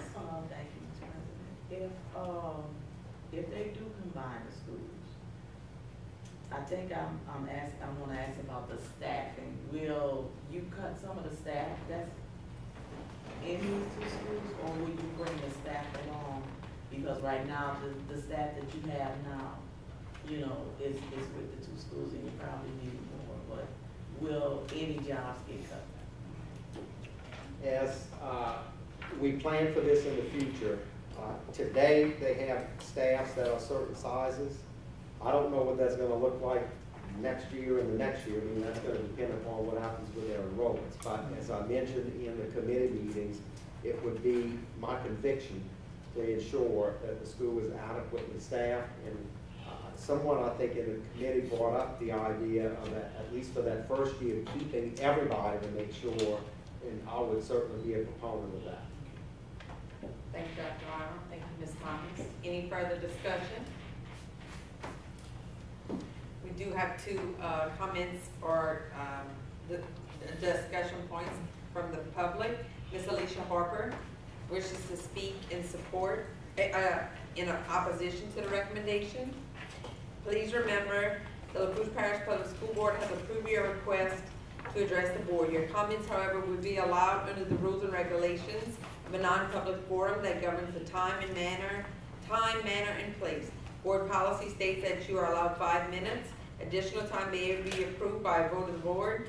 Finally, you are asked not to name, criticize, or question the professional competence of any employee publicly, since this would violate his or her due process rights. In keeping with the spirit of this policy, we ask that you refrain from criticizing a candidate or questioning candidates' professional competence.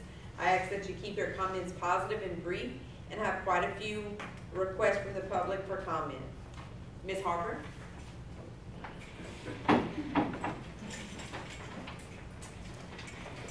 I came prepared this time. So last time, I'm telling you, if y'all could just act like 8th graders I just want to thank you all again for allowing me to speak. I know I've had a lot of questions, and I promise this time I'm not going to talk about sports. But also, I want to thank you for taking the time to survey the community, us teachers, and the students, because the students kind of really thought it was cool to be able to log in and give their opinion, even though they're not going to be at East or West next year or the year after and whatnot. Opinions are clearly split, and I do appreciate the size of the decision that all of you are tasked with making tonight. I think many of you, if not all of you, that have heard my questions and what I had to say know what side of the fence I'm on, but I'm just here tonight to implore each of you to delve deep and put the kids of this community first, the Thibodeau community. We're different than some of the other communities in the parish, so please don't discount that. Our area is unique with our demographics, our socioeconomics, and our needs tend to be a little bit different from what you. My son went to Golden Meadow, I teach at West Thibodeau, so I understand the difference between down the bayou and Thibodeau, so that's all I'm just trying to say. We've all heard the pros and cons to both sides of this coin, but the students that cross our thresholds every morning are trusting us and all of you without even realizing it. They're trusting us to educate them and help them reach for and achieve their dreams, and they're our future. They're going to be the kids that are in our community, the adults, our doctors, our lawyers, our dentists, our secretaries, our teachers, maybe. So if we experiment with their education, are we still deserving of that trust? Are we fulfilling what we've been hired to or elected to do? Combining the schools could work great. It could be awesome right off the bat, but it might not be, and are we prepared for that? We're talking about 600 plus students a year whose education could potentially be affected negatively if we combine the schools and it doesn't work as we hope that it will. The motion today is to combine the schools and potentially have a 6th grade academy, which to me personally sounds like the design would still need some kind of type of separation. You know, where 6th grade is separated out a little bit because the academy. But so think about this. What if we were to do it slow? Do it right and find what works and doesn't work before changing everything about what we're doing right now. Some situations aren't meant to have the Band-Aid just ripped off. An all or nothing change in this situation may not necessarily be the way to go. A lot has been said about unity, and I asked several questions at a couple of the meetings that I've been to about after-school activities, electives, and transportations. And what I've been told is that even if we're still separate for now, electives can be combined, east and west. After-school activities can be combined. Field trips could potentially be combined. It would be a slow way for us to work into combining the east and west communities and getting to that point of unity. And I totally just got off that. So, even without making it one super mega extra large middle school that we don't currently have right now, which I say super large, extra mega, because that's for us it is super large. We're still opening up countless opportunities from the students from East and West and helping them learn how to combine because we've been separated for a long time. Clearly East and West are doing something right. You see the way that the kids come into us academically. You see how they leave us going to Thibodeau High. Our scores are improving. We're showing you that we can do it. Please don't throw the baby out with the bathwater. Our kids deserve the best possible. And if a large school is the wave of the future, I'm asking y'all to please just, let's take our time and do it right. Let's not just toss all these kids in together. Teachers, we can do it. I mean, we're proving that we can do it, and if that's the way the board chooses to go, but what's the harm in just taking our time? If we're thinking about doing a 6th grade academy and we make it separate to start anyways, why can't we just work up to that? Because it's a lot easier to work up and integrate slowly than to throw everybody together and be like, whoops, and try to pull them all back apart. Anyway, thanks. Thank you, Ms. Barber. Appreciate your input. Mr. Charlie Michelle, in favor, wishes to speak. Good evening. Yeah, me again. You know, I used to repeat myself just to make sure you heard me. Now I think I'm just getting old and I enjoy repeating myself. I wanted to come because some of you weren't here, and I would like to make sure that everybody kind of gets some ideas, some perspective. I agree with most everything that was said. Even the people that have concerns, I get what she's saying. But I'm going to disagree on a couple of things. One is I think we're unique in Lafourche in that we do have very different communities. When you're looking at the Thibodeau area, the South Lafourche area, the Central area, they do have different cultures and climates. And we need to embrace that. But where I think I deviate from that philosophy is that kids are kids. And it doesn't matter if they're living in Lockport, Raceland, Golden Meadow, Thibodeau, or Des Moines, Iowa. Kids are kids. And I think we need to do that. What we also find is that kids are more resilient than adults, and that's not a fault of the adults. That's just because kids don't have the experiences to know they should be afraid of something. So let's capitalize on that, because I do believe that the research supports a 6th grade academy. I think doing that will not only do something that's good for students and the transition, it's also good for the district because it adds another something on our resume of being progressive. And we want to do that, and I don't view this as an experiment because this is not something new around the country. This is new here. And one of the concerns that I've heard at the meeting that we had last week was the size. It's 600 kids, and that is a lot given what we have in Lafourche Parish. But as I mentioned the other day, I was a middle school principal for 7 years, and for 2 of those years, there were 1,900 students in that middle school, 3 grades. We also, and what we did was we set up a mentor program. Adults were paired with kids. Now granted, they might have more than 1 or 2 kids, but we targeted the students that had very specific issues to make sure that we could do that. So the kids were connected to an adult. They knew there was somebody they could go to. Those of you that are familiar with the check-in, check-out procedure in the schools, kids that have problems, it was sort of like that, but on a much larger scale, and it addressed much broader needs. So we've got that. The other thing is we're looking at a new school, and as we're building the school, the students are going to be getting together, and the community is going to be getting together, so that they can create select a new mascot, new school colors. It will be an entirely different school, and everyone will have been involved in that.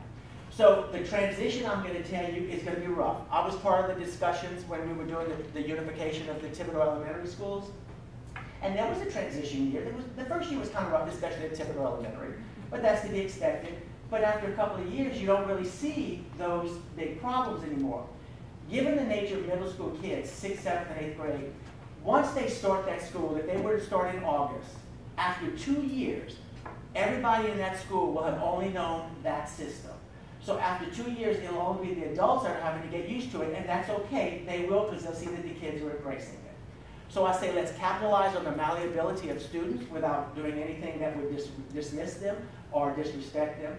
Let's capitalize on the abilities of our staff members because they can make it work more than anybody else can. I know for a fact, I don't know both principals at the schools, but I know one of the school principals is very solid on his ability to bring together people and to develop relationships. So we capitalize on all the strengths that we have in the district. And I'll tell you the transition part, I was a principal, I became a principal, and I will tell you I was very different than the principal before. I know that's hard for y'all to believe. Very different. But after 2 years, the kids only knew me. So that's what they knew, that was the norm. So let's do what the research says to do. Let's be progressive, because we are a progressive district. Let's not be so concerned about the 600 students, because while that is a large number, look at the positives. You will have more teachers, you will have more activities outside of school, because you're going to have all the electives and the extracurricular activities from both schools. And the other thing, the last concern is the staffing.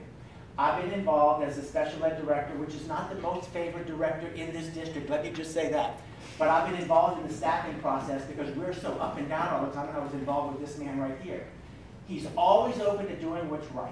He's always open to meeting the needs of the kids no matter how much it costs the district. Money was never a factor, well, almost never. But it was really not the primary consideration. And if we look back at our own history, when Joanne was the superintendent and Louis was in personnel, we put extra staff at the Raceland lower, upper, and middle schools because they had some unique needs at the time. Let's look how that worked out, and I believe we can all say that Lafourche Parish has the research behind us and we have the historical perspective to know that we'll be successful. Thank you all very much and have a great day. Thank you, Mr. Michel. Dr. Michel, excuse me for your comments. Is there anybody else with public participation that would like to speak? Yes, ma'am. My name's Katie Thibodeau. I'm from Via Blue. I'll have to go all the way up there. Okay. So I'm from Via Blue, and I'm about to graduate from Nichols. But my concern is that since y'all are combining schools, I know it's like a little bit of a different situation. But I know in Via Blue, we keep having to change things because our communities are growing. So my concern is combining them will eventually, maybe not soon, but eventually will we end up having to separate them once again because our communities keep growing and there's not enough room to have our students combined in one school. Thank you very much. We appreciate your comments. Very nice. Anybody else have public participation? Any other comments from the board? I want to piggyback on this young lady. Are we building for increase in the school system? Mr. Disclair? So that was actually, and just to click so everybody who doesn't understand, that was actually on the committee when we actually interviewed all of the architects. That was one of the 5 specific questions that were asked of them for the design of a school, to design it to be able to be increased in size, to be expanded, the need arise. So that is definitely one of the, and that's been being done in the more recent new constructions of all of our schools. The ability to be able to add on to it very quickly and not have major disruption, and all of your general services are in the schools ready to accept it. I will use South Rose Elementary. When they originally built that school, there was no cafeteria, but in the mind of the design for expansion later, so you already have all of the electrical services there, everything's already there in place to be able to expand these schools. And it was done at Bayou Blue Middle also, the way that school was designed to easily expand. My second question is, I think when I left that committee meeting, I left saying, because I was kind of concerned about the vote, the way the teachers voted, when they was asked that question, and it was 82% of the teaching staff that was not, they wasn't agreeing with this. And I did talk to some of them, and I know it was said that teachers don't like change, but I don't believe that because their world is constantly changing. I guess is it a way that we can make them know that they will be supported, they will not be understood? That's my biggest, and I think that's their biggest fear. They're gonna get all this in and they're not gonna have enough help in it. So can we make sure that we have, and I know Dr. Byron said, I guess I just need to hear you say that.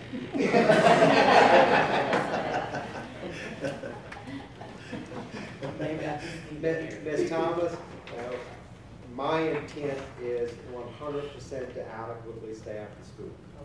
And unless the board tells me, to cut funding for that purpose, my intention is for that school to absolutely have the necessary staff. Dr. Gia? So, I guess it sounds like, at least for the people with support, is the plan to have a transition plan and layout? Granted, if you plan for those, there's some things that can start to be combined maybe, a couple of years out, to where you can get that crossover, you can get that cross participation and that socialization that takes place. And so is the thinking that you are going to create a transitional plan and a crossover plan, so to speak? We can absolutely develop that, and the good news is we've got time on our side with this. I'm thinking it's at least 3 years for sure before, 3 to 4 before a school would possibly open. The part of the transition that's going to be challenging is it probably would have to be done just that year immediate to the change happening when you have kids coming in, because the kids the year before that are in 6th grade will be in 7th grade, the kids that are in 7th grade will be in 8th. There's some cross-channeling. Well, those kids are going to be leaving, right, in the 8th grade, so it's just your 6th and 7th. We've had situations before already where we combine the bands for activities, and we definitely can put together transition plans for those types of things. The difference today, as opposed to some years in the past, for the last 4 years, maybe 5, they've been together since they're in elementary school. For quite years and years and years prior, you had pre-K to 5 schools, 3 separate ones, and then the configuration even prior to that was a pre-K to 4, a pre-K to 3, and they all came together at South, then they all got split again. So the transitional piece of it, I think 6th grade academy itself is a transition program. So you're then dealing with your 6th move and the 7th, 7th move and the 8th, and we can definitely make plans for those. Mr. Bernard? This recommendation really is for the architectural design. And we'll have a long, long way to go as far as input, as far as what will take place, and what expansions, and what 6th grade academy will look like, and things like that.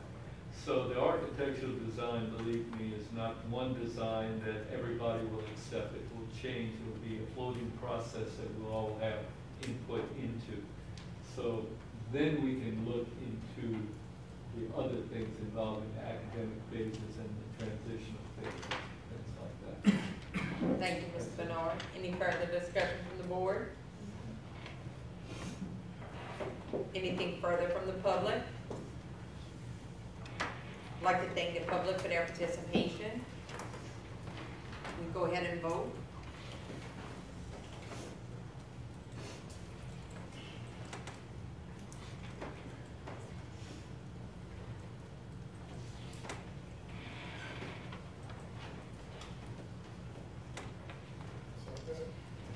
Motion passes unanimously.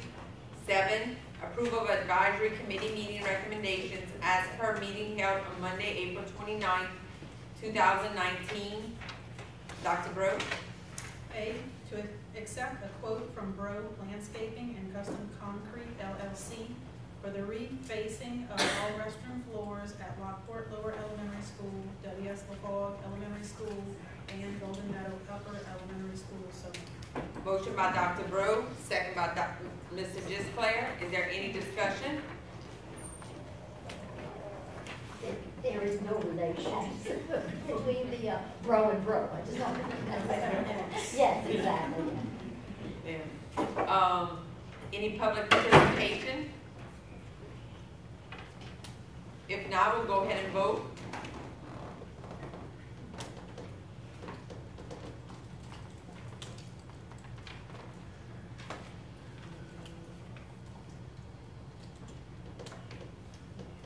Motion passes unanimously. 8, new business. To consider adopting a resolution congratulating the graduating seniors of the 3 senior high schools and Val. Have a motion by Mr. Al Archer, second by Mr. Robbie Gisclair. Any discussion? Any further discussion? Any public discussion? Congratulations, Ms. Jeremy. See you sitting in the audience. Let's vote.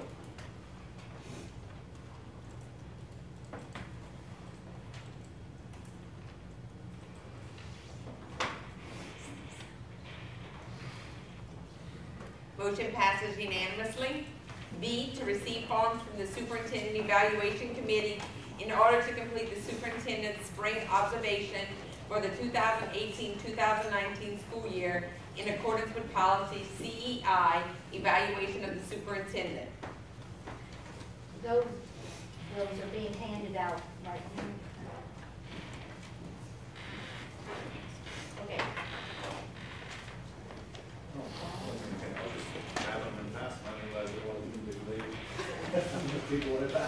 Just read. Ms. Fertitta? Yes, thank you. In the packet, you will see our new, for the first time, superintendent evaluation. This was started last year and it took many, many days, many hours, many writes and rewrites. We tried to make it an instrument that is as objective as possible. The older one was more subjective, and we felt that we wanted it based on national standards. And so I think I think you'll be pleased with the instrument. I'd like to go over it very sort of quickly. You did receive a copy of it, and hopefully you had time to go over it and kind of read through the domains and the indicators. The very first thing that you might want to pull out is the description, the definitions of the terms that you will be looking at. You'll be rating them high. Each domain will be rated as highly effective, proficient, actually not just the domain, but also the indicators, proficient, emerging, ineffective to fulfill performance standards, and then we just have a definition of who the stakeholders are, because that word is used many, many times throughout the document. So if you take the document itself out,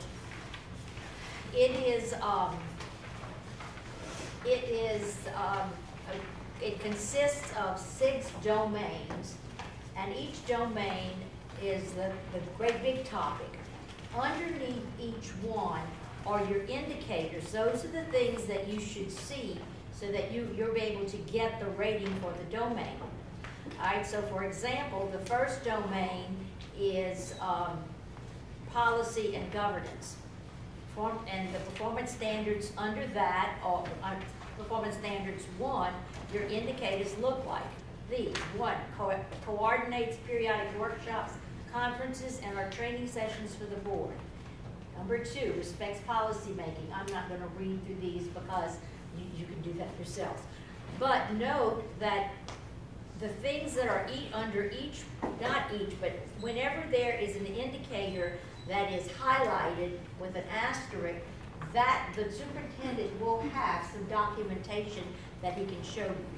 Most of these you will be able to fill out, because if you're interacting, you've seen him interacting with board members, with the public, with the supervisors, with teachers, administrators.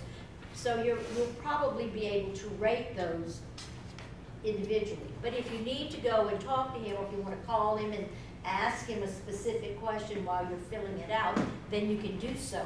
But definitely, as he will provide for us the documentation, and we had some conversation about exactly where it would be, and Dr. Varro, maybe at the end you will be able to share that with us, where you can come in and look through the documentation.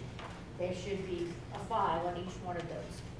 So your first domain has 10 indicators, and you will be rating them. Now this can be done either by hand, or Liz emailed you an Excel spreadsheet. So after you do those, you will total up the points and you will divide it by 10.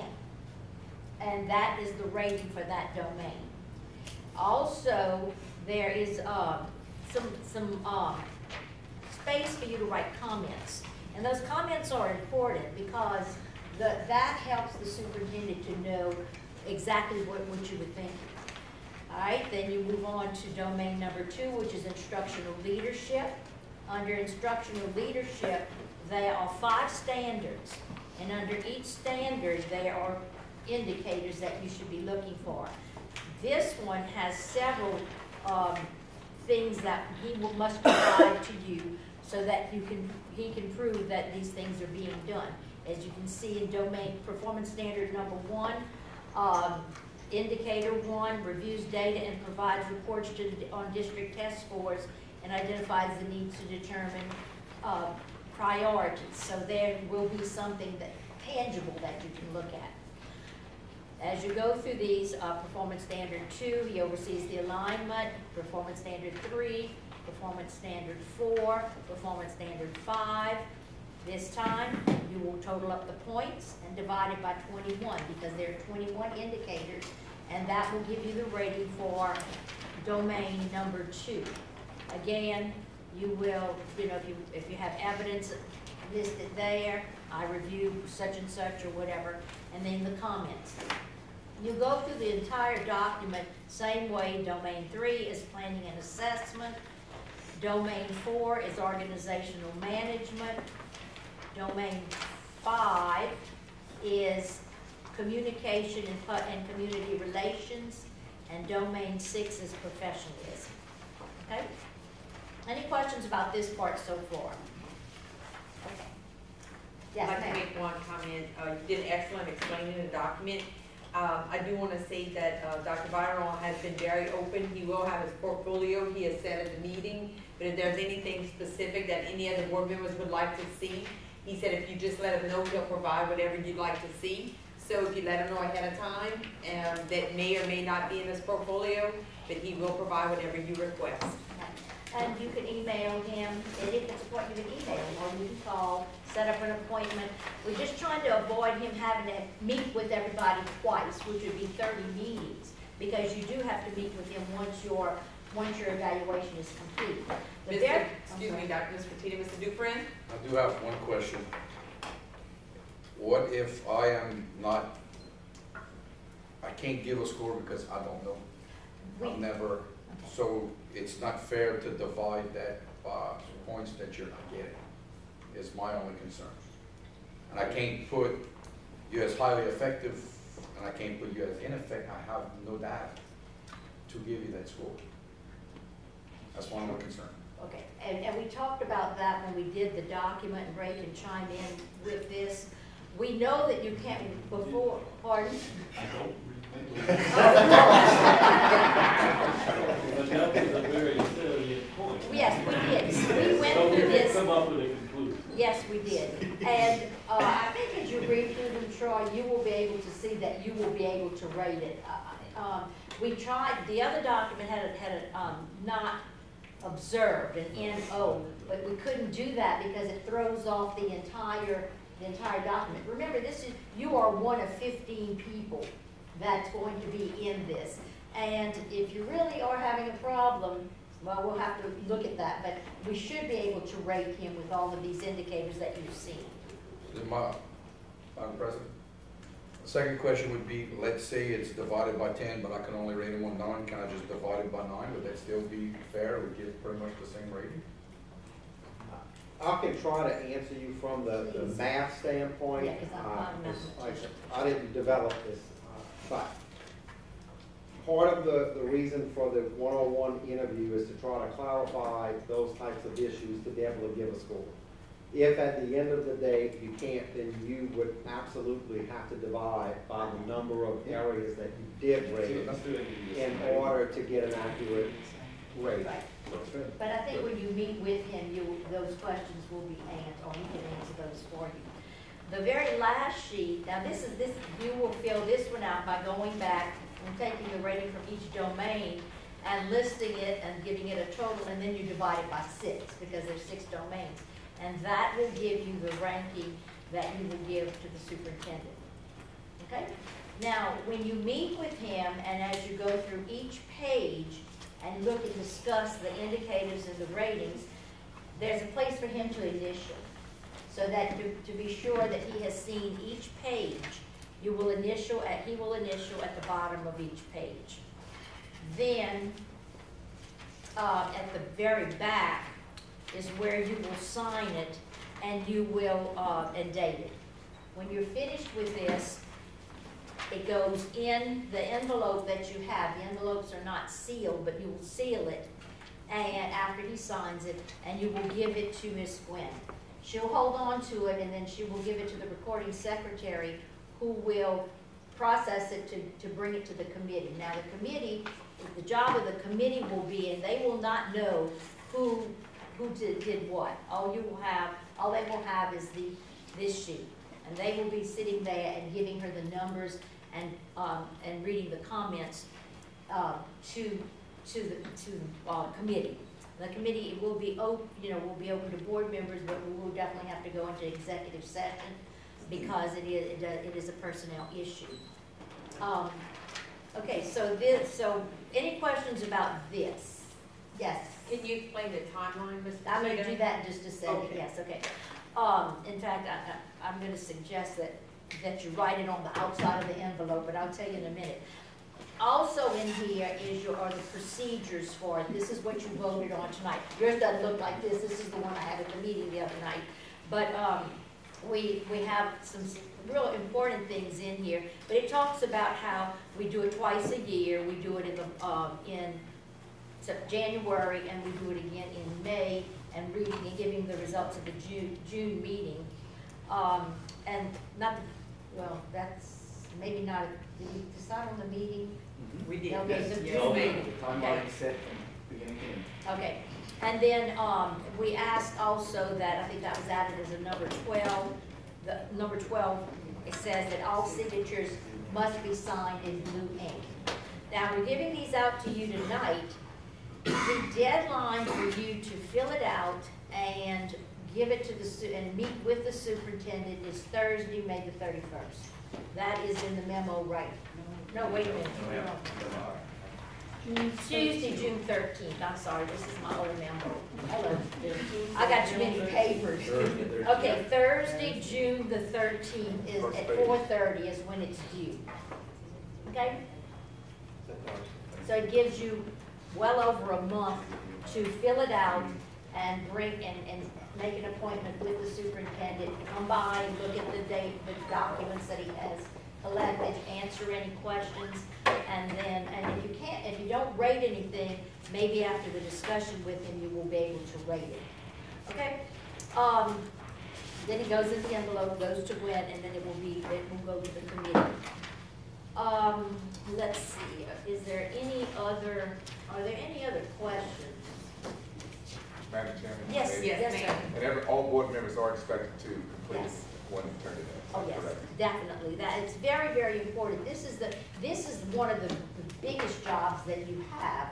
In fact, it's one of the only jobs other than the committee meetings and all is to hire and evaluate the superintendent. So it's very important that we have everybody's participation.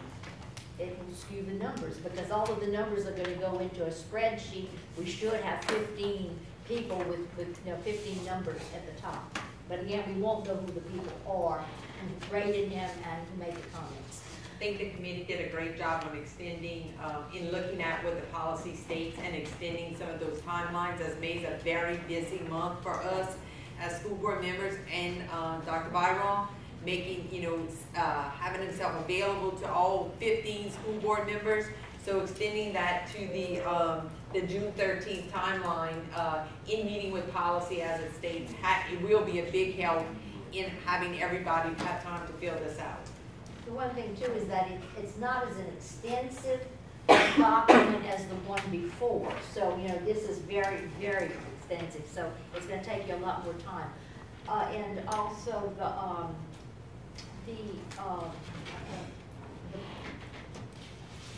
somebody may bring it up. Mr. Duplantis? Please go into if you score them with 2 or a 1. Oh, yes. Comments are not necessary, but if you score, and that's on here, if you give a score of a 1 or a 2 in any of the indicators, then you should explain why you're doing it. Remember, this is to help the superintendent just to do a better job. So if you score a 1 or a 2, please be sure to write a comment as to why, and you will explain that when you sit with him. Mr. Bernard? Yeah, just a quick comment. I think this is organized as close as possible to the teacher evaluation as well. And I thought the committee, and especially spearheaded by Ms. Petit, made sure that it corresponded really quickly, or as quick as, or as close as possible. By the way, we do have 80 indicators to look at. And I got to pat myself on the back because we had over 100, and I was able to fight and reduce it to 80. Right. So, but still, 80 is a lot, and yet all are important, and I think all of us need to fill this out and understand the importance of evaluation, especially the first one for our new superintendent. My thought came back to you. Yes, Ms. Fertitta. And there was a comment made that, if we cannot change this. I know it's the first time that we use the document, but once the contract was signed that went along, that dovetailed with the evaluation, and we cannot change the evaluation until the end of the term of the superintendent. So I need for you to keep that in mind too, because if you have any questions, like I said, this is kind of a trial run for us because we put it together and have never used it. So. 2 things, not the end of the term of the superintendent, the end of his contract. The end of his contract. We don't want to end him right now. Well, who knows? But the end of the contract, because we can go back and change it. And I believe one of the questions that they had was in the superintendent's evaluation committee, Mr. Tyler Duprin had brought up some not concerns with anything regarding the job performance or the evaluation tool. It was some of the parallels with the teacher evaluation on the scoring criteria. It wasn't that much off, but it was something he brought up concern, but something to be looked at in moving further. So, commend Mr. Tyler Dufresne for bringing that to our attention, and it's something we could look at, something Dr. Byron did say that he understood, so, but it would not take place if the board, if the committee decided and the board voted on until the next contract and or the next contract of the superintendent. So, Ms. Fertitti has something else? And if you do it online, if you do the spreadsheet, you, of course, you'll have to print it, because it has to have a hard copy when you come in. Okay. You can't email it. Thank you very much. Yes, Just ma'am. Mr. Read your Gisclair? notes, needs to be done in blue ink. Blue ink. Signed in blue ink. Yes. Just read your notes. Very nice. Thank you, Mr. Gisclair. Any further questions? Don't steal any questions. Yeah. We on a budget. I'll bring it back. Any further discussion from anyone? Mr. Schwest? Thursday, June 13th, it needs to be done by Ms. Fertitta. It will be brought to the July 3rd board meeting, correct? Yes. And we will meet in the June 13th committee, June 18th committee meeting. The results will be compiled and done. Right. Right. I always suggest writing it on your envelope so that you'll remember when it's due. Because sometimes you put it aside and put that. Any further discussion? If not, we'll move on to memorial resolutions. A, Mr. Louis Caro Sr., retired bus driver. Ms. Mary Petita. Mr. Louis Caro Sr. was hired by the Lafourche Parish School District on August 21st, 1986 as a school bus driver. Mr. Caro retired on July 12, 2005, having served the Lafourche Parish School District for a total of 19 years. I move that this resolution be adopted by general consent and that a copy of this resolution be recorded on a special page of our notebook. And I would like to make a comment that also Mr. Caro's wife, Ms. Jerry, worked here at the school board office for many years, and he was a great bus driver and the kids loved him. Thank you. Ms. Petita. B, Ms. Rosemary Blackwell, retired teacher. Mr. Ravenord. Ms. Rosemary Blackwell was hired by the Lafourche Parish School District on September 5th, 1950 as a teacher at Golden Meadow High School. Mrs. Blackwell left the system on July 8th, 1955. Mrs. Rosemary Blackwell was hired again on August 23rd, 1984 as a special education teacher at Special Education District Number 1 in the Center.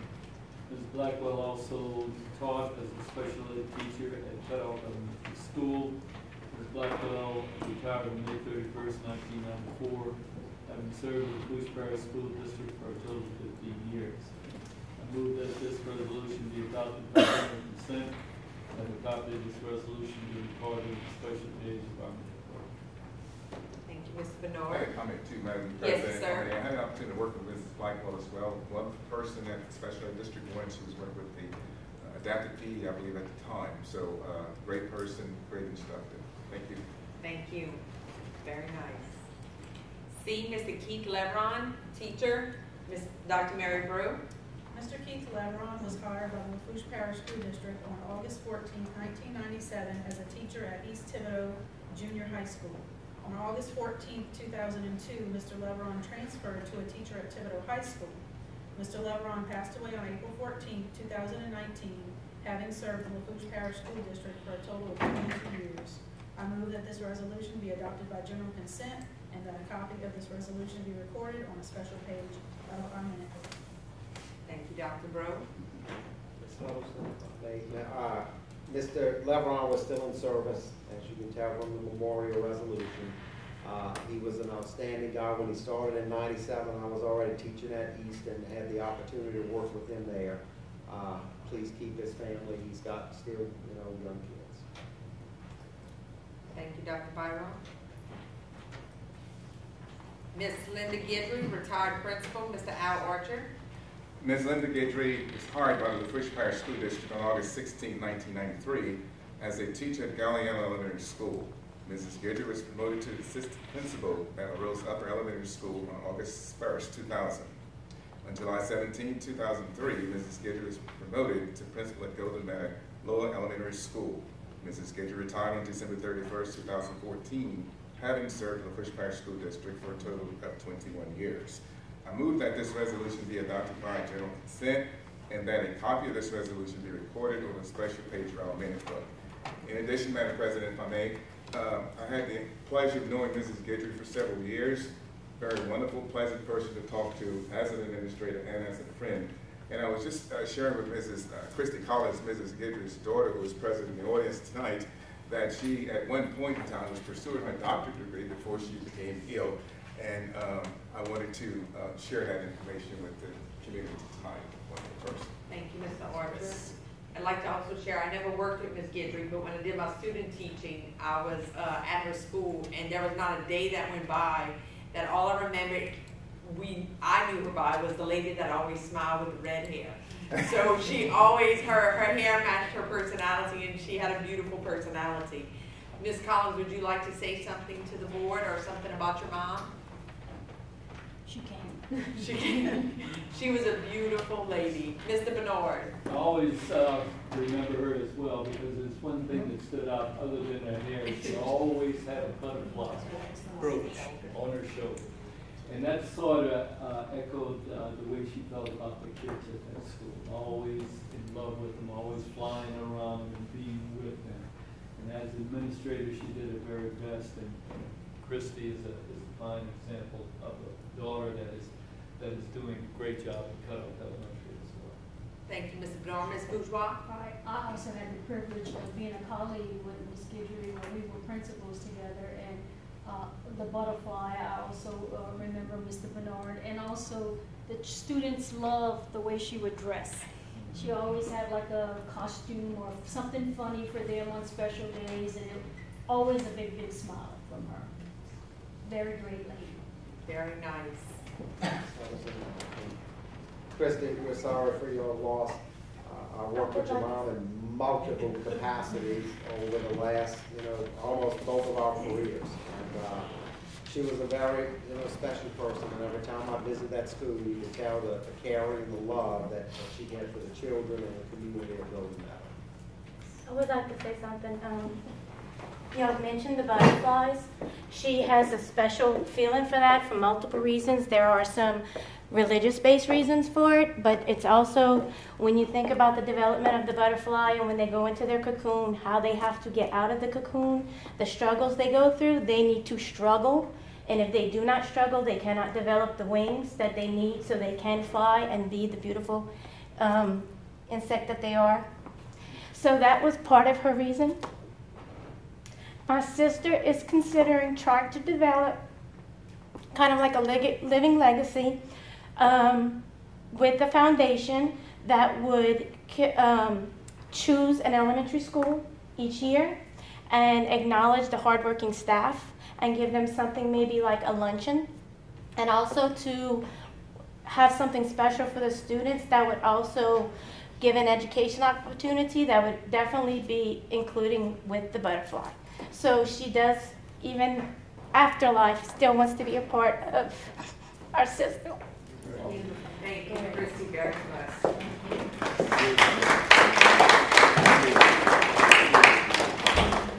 Thank you for attending here this evening. 10 tentative dates for future meetings. Let the record reflect that these resolutions were adopted by general consent, and they will be recorded on a special page in our minute book. 10 tentative dates for future meetings. A, Land and Facilities Management Committee meeting, Tuesday, May 14, 2019. B, Insurance Committee meeting, Tuesday, May 14, 2019. C, Finance Committee meeting, Tuesday, May 14, 2019. D, Advisory Committee meeting, Monday, June 3rd, 2019.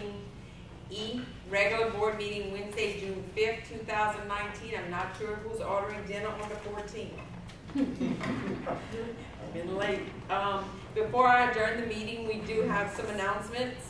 For all board members, your Tier 2 forms are due. Ms. Gwen sent an email out regarding that. Tomorrow night we have Top Scholar at Central Lafourche. We have our committee meetings on the 14th. The 15th, we'll have our vow graduation. The 21st, 22nd, and 23rd of the following week will be our three high school graduations. I'd also like to recognize the people who came out. We recognized the committee meeting for the superintendent's evaluation, but I'd definitely like to recognize all those who came out to the East and West meetings for the public meetings. That would be Dr. Mary Bro, Mr. Robbie Gisclair came out to both of them, Ms. Tina Babin to both of them, Ms. Cheryl Thomas to one, but planned to come to both, and we're sorry for your loss, Ms. Thomas. In that regard, Ms. Miriam Petita and Mr. Randy Schwest, and of course Mr. Tyler Duprin is not here, but he did attend the meetings as well. Very thoughtful and thankful to those people. Ms. Gwynn, we'd like to recognize you for Secretary's Day for all you do.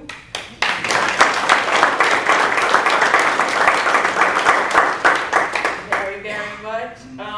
And we do have two birthdays tonight. We have Mr. Dennis Giat, May 29th, and Mr. Joey DePlantis, May 30th. So I guess we'll all get our song on and sing.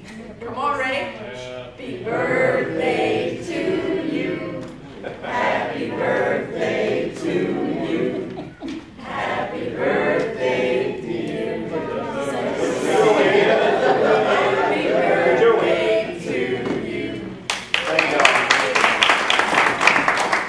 Is there anything further before we adjourn, Dr. Myron? One last announcement from me with the congratulations. I'd like to congratulate our board president, Ms. Brooke Huddleston, who was installed Saturday as the president-elect of the Nichols Alumni Association.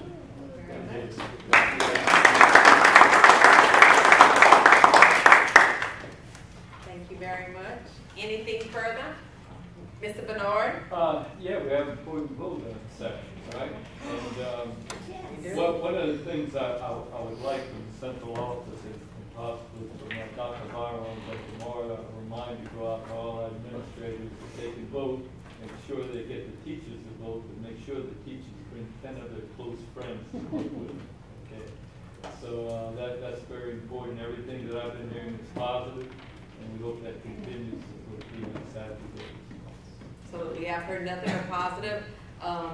Dr. Byron has gone out to all public and community organizations. I think that he could possibly visit in the last 6 to 8 weeks. So thank you for that, and thank you for that push. I know we're all appreciative of that. So hopefully we'll have a good vote on Saturday. We have a big social media campaign that's been ongoing as well, and definitely we're going to send plenty of reminders all over the next 2 days. You'll be tweeting, I'm sure. Big tweet. All righty. If there's nothing further, we'll adjourn.